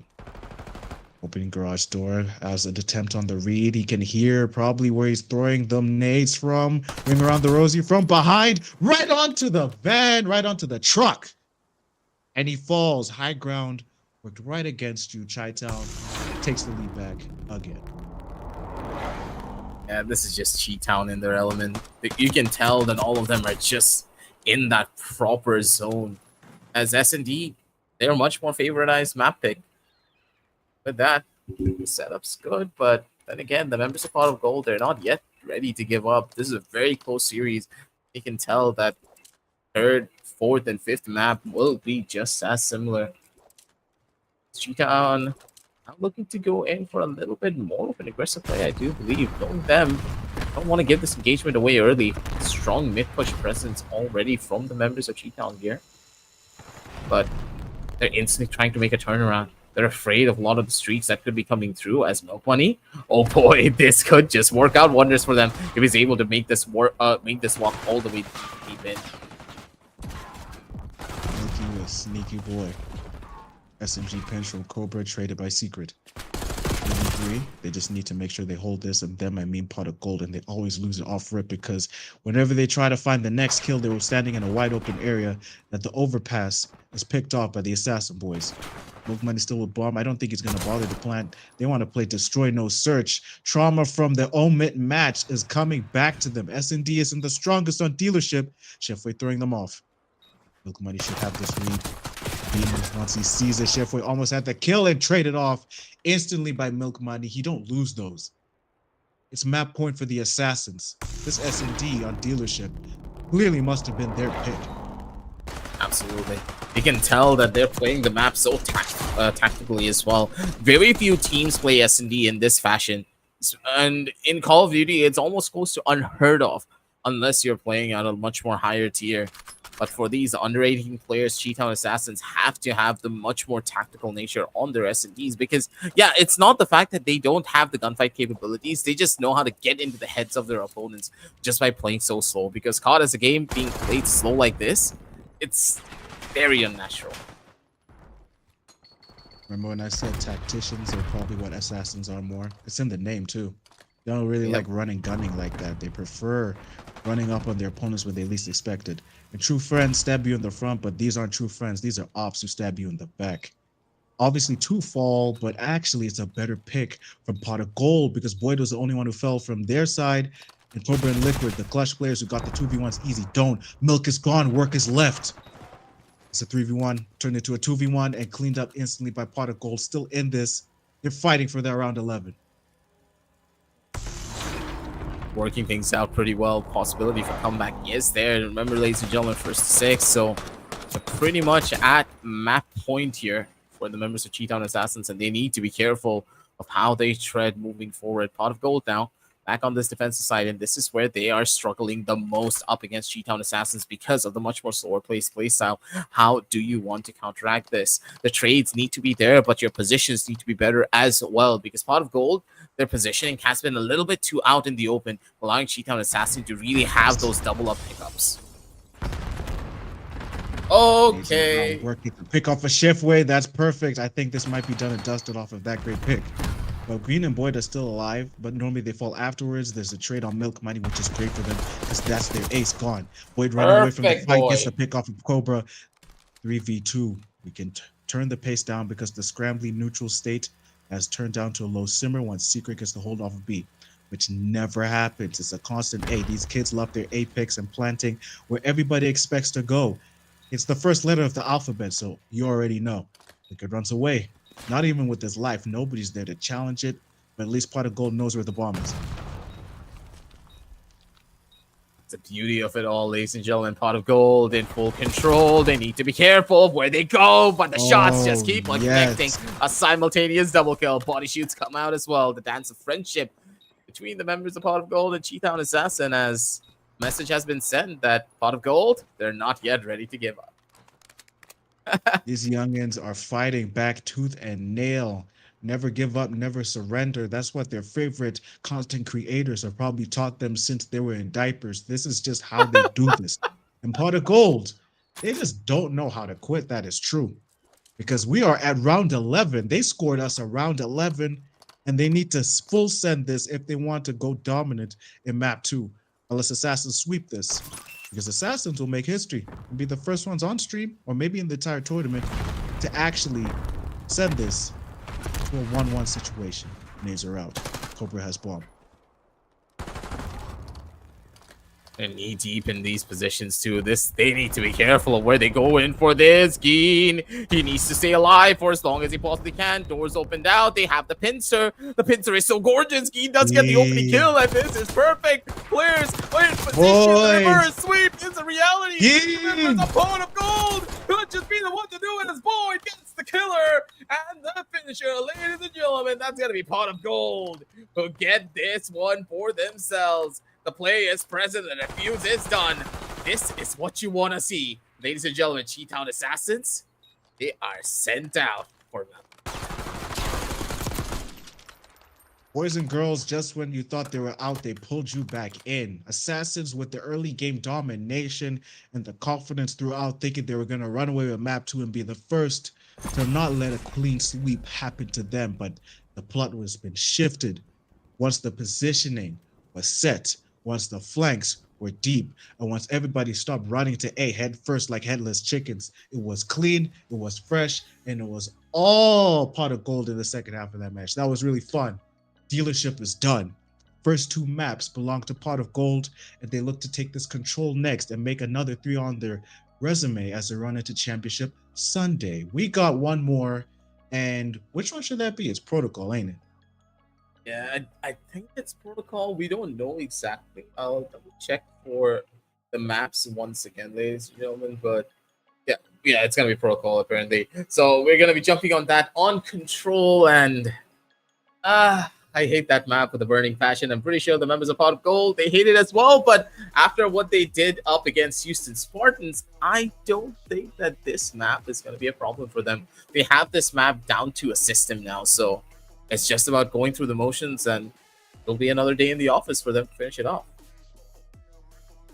Open air fights are back in season, boys and girls. We got a fun one for you because nades will be flying, bullets will be going up and down, and everybody was going to be doing their best Obi-Wan Kenobi impression from the top rope. Map number 3, deep in, attacking side is Pot of Gold, so they're the ones who have to open up the point. And the defenders, because they get early spawns right onto the point, will be the Cheetah Assassins who have to make sure that they do not capture the point.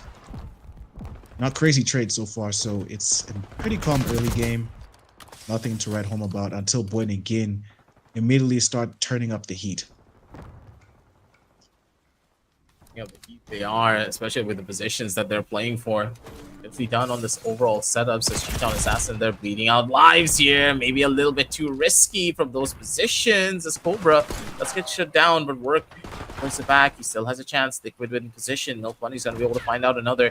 As Cobra making a bit of noise, trying to work their way in to these positions, but Secret just constantly being the beamer on the back end of things. Pot of Gold, they're not allowing the members of Cheetah Assassin to get even a single off here. With money on the offensive. Obviously flanking for his boys. He has the AR in hand. You can tell he's the lead AR of the team. He's a great team player. You don't even have to let him say anything to know that he is a leader on that map, on every map that him and his boys play on. Jeff Way with the deep cut. And Secret should be on this other side, holding it down for his boy. Keen and Boyd are going to be the SMGs, searching for kills and falling eventually because they're running out of windows in open air, which is another reason why people don't like Protocol. It's just like you're running into kills. How do you shoot back? You just don't. Work rate pick off a Secret. Chef is still alive at least, but nobody's got a great hold off of A or B. But they're trying to split push to at least get something off. On the point is still Gin though. Good enough, he's still alive. Position that Milk Money has is going to be an even bigger problem if they're not careful. First pip already going through for the members of Pot of Gold as they're trying to go in for that split. They should be able to do a lot here, but working towards the back. They put a stop to this. This has gone from bad to worse. The members of Pot of Gold, they need to make a run for it here. Get to the B side, at least stop the clock up till the very last crawl. Boyd is going to be able to find one, but that's pretty much it. Done and dusted, ladies and gentlemen. 4, 3, 2, 1. Everyone is down at Pot of Gold. They lose the first round. Cheetown Assassins, they are relentless. This is why the defensive side of Protocol is just so hard to break into. So the story should be that Pot of Gold probably wins the next round. But if somehow by some miracle the Assassins actually have a great attacking round to show that they actually practice this map a lot, no complaints, no ifs, no buts, no buts, then I think this may be a great map for them to hold on to. It will send a statement to Pot of Gold to get their control even stronger against people who actually know how to play this map. But I just shout out Milk Money for being a great overarching lead AR and holding down for his boys. Even though it was a close game on lives, he made sure that the trades were good enough for his boys to know exactly where to go, directing traffic very well. Flanks are deep, same thing as before, out of the trophies because you just don't want the nades hitting your dome piece. So I think it's pretty simple. Just wait until somebody gets a good trade and the scramble should start. And it already has. Look at that. Still even on lives though. But the hold is still with the Assassins. They want to make sure that Pot of Gold don't even try getting a good defense. Let's see what the setups are going to be like here for the members of Cheetown Assassins now, because you need to try and break into these lines. Not looking the cleanest here, but Boyd is just beaming things down here with the AR. Doesn't really find the positions. Liquid instead is going to bring it back down to earth. This is where the play is just present. Liquid with a triple kill. He's going to be able to do a lot. Geen, though, answering back in kind. He does not want to slow down anytime soon. His members of Pot of Gold, they're losing control here. The A side, from the side of Work, they need to clear him out of this position as quickly as they possibly can. The first pip already being given away, but for the members of Cheetown Assassin, they're still up when it comes down to the overall lives. So they're playing the map a lot more better in comparison to the members of Pot of Gold. It's great how they read that the Assassins aren't even going to try bothering with B early. Like, just straight into the alphabet kind of phase. Just deal with A, follow up with B, and we should be done with this. What they normally do, that being gold, is they have their SMGs, I should say, flank off of B, make sure nobody's there, and just go deal with A so that they can help their team out. The live lead is with Pot of Gold, but that's normally temporary because they're always neck and neck with it. Great picks off of Chef and Secret. Chef already falls with it. Boyd looking for flanks, making sure nobody touches the point at any point in time. Again from the top rope this time. I know who he's looking for. He's looking for Milk Money so that he doesn't do his shenanigans. And he catches him. Milk Money actually got Chefway instead. No. He's still holding the top rope. Immediately gets annoyed and knows where he is. That's who he was looking for. And he gets excited on the point hold. Nobody should be there. The attacking round is even rougher for the Assassins. This next one should be done as well. It could be a 1-1, and it is. Thanks for trying, boys. Defense too strong. It's just so hard. What do you do? If you have that high ground position, what in the name of God do you do to try and break this? You need to spread your team out, go in from the underside of the tunnel, make your way onto the high ground, clear the high ground first, and then work your way into point. If by a miracle, or even like if you're the unluckiest person in the entire world and you die on the high ground, good luck trying to get yourself back onto that point as an attacker. It's so difficult. But it all really just depends, right? You have to go in for the spawn traps, yeah. That's where the real play has to start. Spawn traps were crazy too. Liquid already had the early lead. It's great that he's actually looking ahead for his team and playing Overwatch and just running around looking for everybody instead of playing as a team, which normally is the best way to play Call of Duty, so that nobody touches the point at all. The only good time where you chase for kills, then you have to go back and regroup. But the spread isn't there for the boys. Pot of Gold trying their best. Oh, this to is actually bad. cover up. And Speed, Chafeway, Beam, Milk Money with 2. Looking for his next one, and Liquid is following suit. The boys are actually waking up here. Assassins are killing it. Yeah, that was a little bit too presumptuous coming in for Shifway. Should have been just the one to wait there, but instead he's just gonna fall. Geen does answer back in kind, does get utilization to the slightest degree, but they need map control. They lost out on a little bit too much here, a bit too early, and this could just cost them. Timing not really in their favor. High ground now present and ready, but they need to get themselves on the point and get that first pip done. This time taken away, 30 seconds left, and any mistakes here made by the members of Pot of Gold will be very heavily punished. Should be costly too. I don't think we've seen 30 seconds this deep in it where any pips have been taken, and we haven't even broken past the halfway point in terms of lives. 30 down and no 15 has been touched. They're trying their best. Pot of Gold doing what they can, but it got team wiped for their troubles because Milk Money was obviously on their map. So what could you do in that scenario? Beaming everybody in that same sight line that's just handing him kills, and he has an AR in hand. There's nowhere for you to run or hide or dodge. No window for you to climb through. Gin trying his best to make his way back in this for his boys. Oh my god, SDG from the top rope. We beaming with it. 3 streak. Keeping it going, touching B, doing his very best with the 10 seconds he's got, baby. How does he hold this line, and how does he make sure that the assassins don't flank him? Gonna need to try and survive for as long as he possibly can. Be a massive thorn on the sides of Cheetown Assassin, because as long as he lives, he's gonna draw so much aggro and so much attention, allowing his teammates to come in as cavalry. Ladies and gentlemen, this could just be a probability. Spawn traps already coming through. One player now down. They need to be careful of where they go next. It's gonna be Geen. They hold down the line. Cheetown Assassins just got completely bamboozled in this round. Geen, the hero of the story, being able to find a triple like that with an SMG at that range, he deserves all the praise in the entire world. Talk about a miracle on protocol. Big Gin with the SMG playing AR like Milk Money did. Look at that shot off a tank. God Heady who? Get off. No mortar is necessary, but bro was definitely shooting bombs and nuking everybody in his sight. But once he got rid of Milk Money and the double tap, from the moment they full capped A and rushed right on to B for the full cap, that was pretty much over.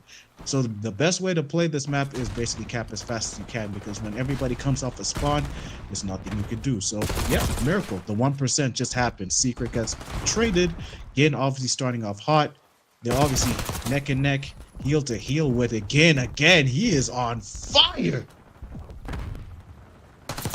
And it's just absolutely untouchable. You can tell. Ian is just gonna keep it rolling one after the other. It's gonna be his entire team in control. And ladies and gentlemen, Pot of Gold, the momentum now rolling in their court. They are not stopping to a single beat here. As positions are perfect, and they're gonna be able to make their way in soon enough. Boyd looking for the kill, and he is gonna be the one to find it instead. The extremities now under full control, but the timing is key. He doesn't really clear out the player towards his left. He didn't spot him. It's going to be costing them just to the slightest of degrees, but for the members of Cheetown Assassin, they need to be the one to get themselves back onto the point. This has gone from bad to worse. His work, he does work his way in, but he's immediately going to get beamed down by the players who are holding from the side of the tower. Oh my god, We Gin. can't see the KD feed, but I'm pretty sure Gin is on like a 7 streak right now. Should have some missile from the sky to send out eventually. They're having a roll run of their life. This is way better than the last 3 rounds that we had, as they're on series point, map point, walking their way right into losers finals. The full cap should be there. Boys, you gotta rush onto this so we can clean this up. Done and dusted. 18 lives to 10. Already they're in single digits. Assassins can't lose any more lives from this point, or else it will be over.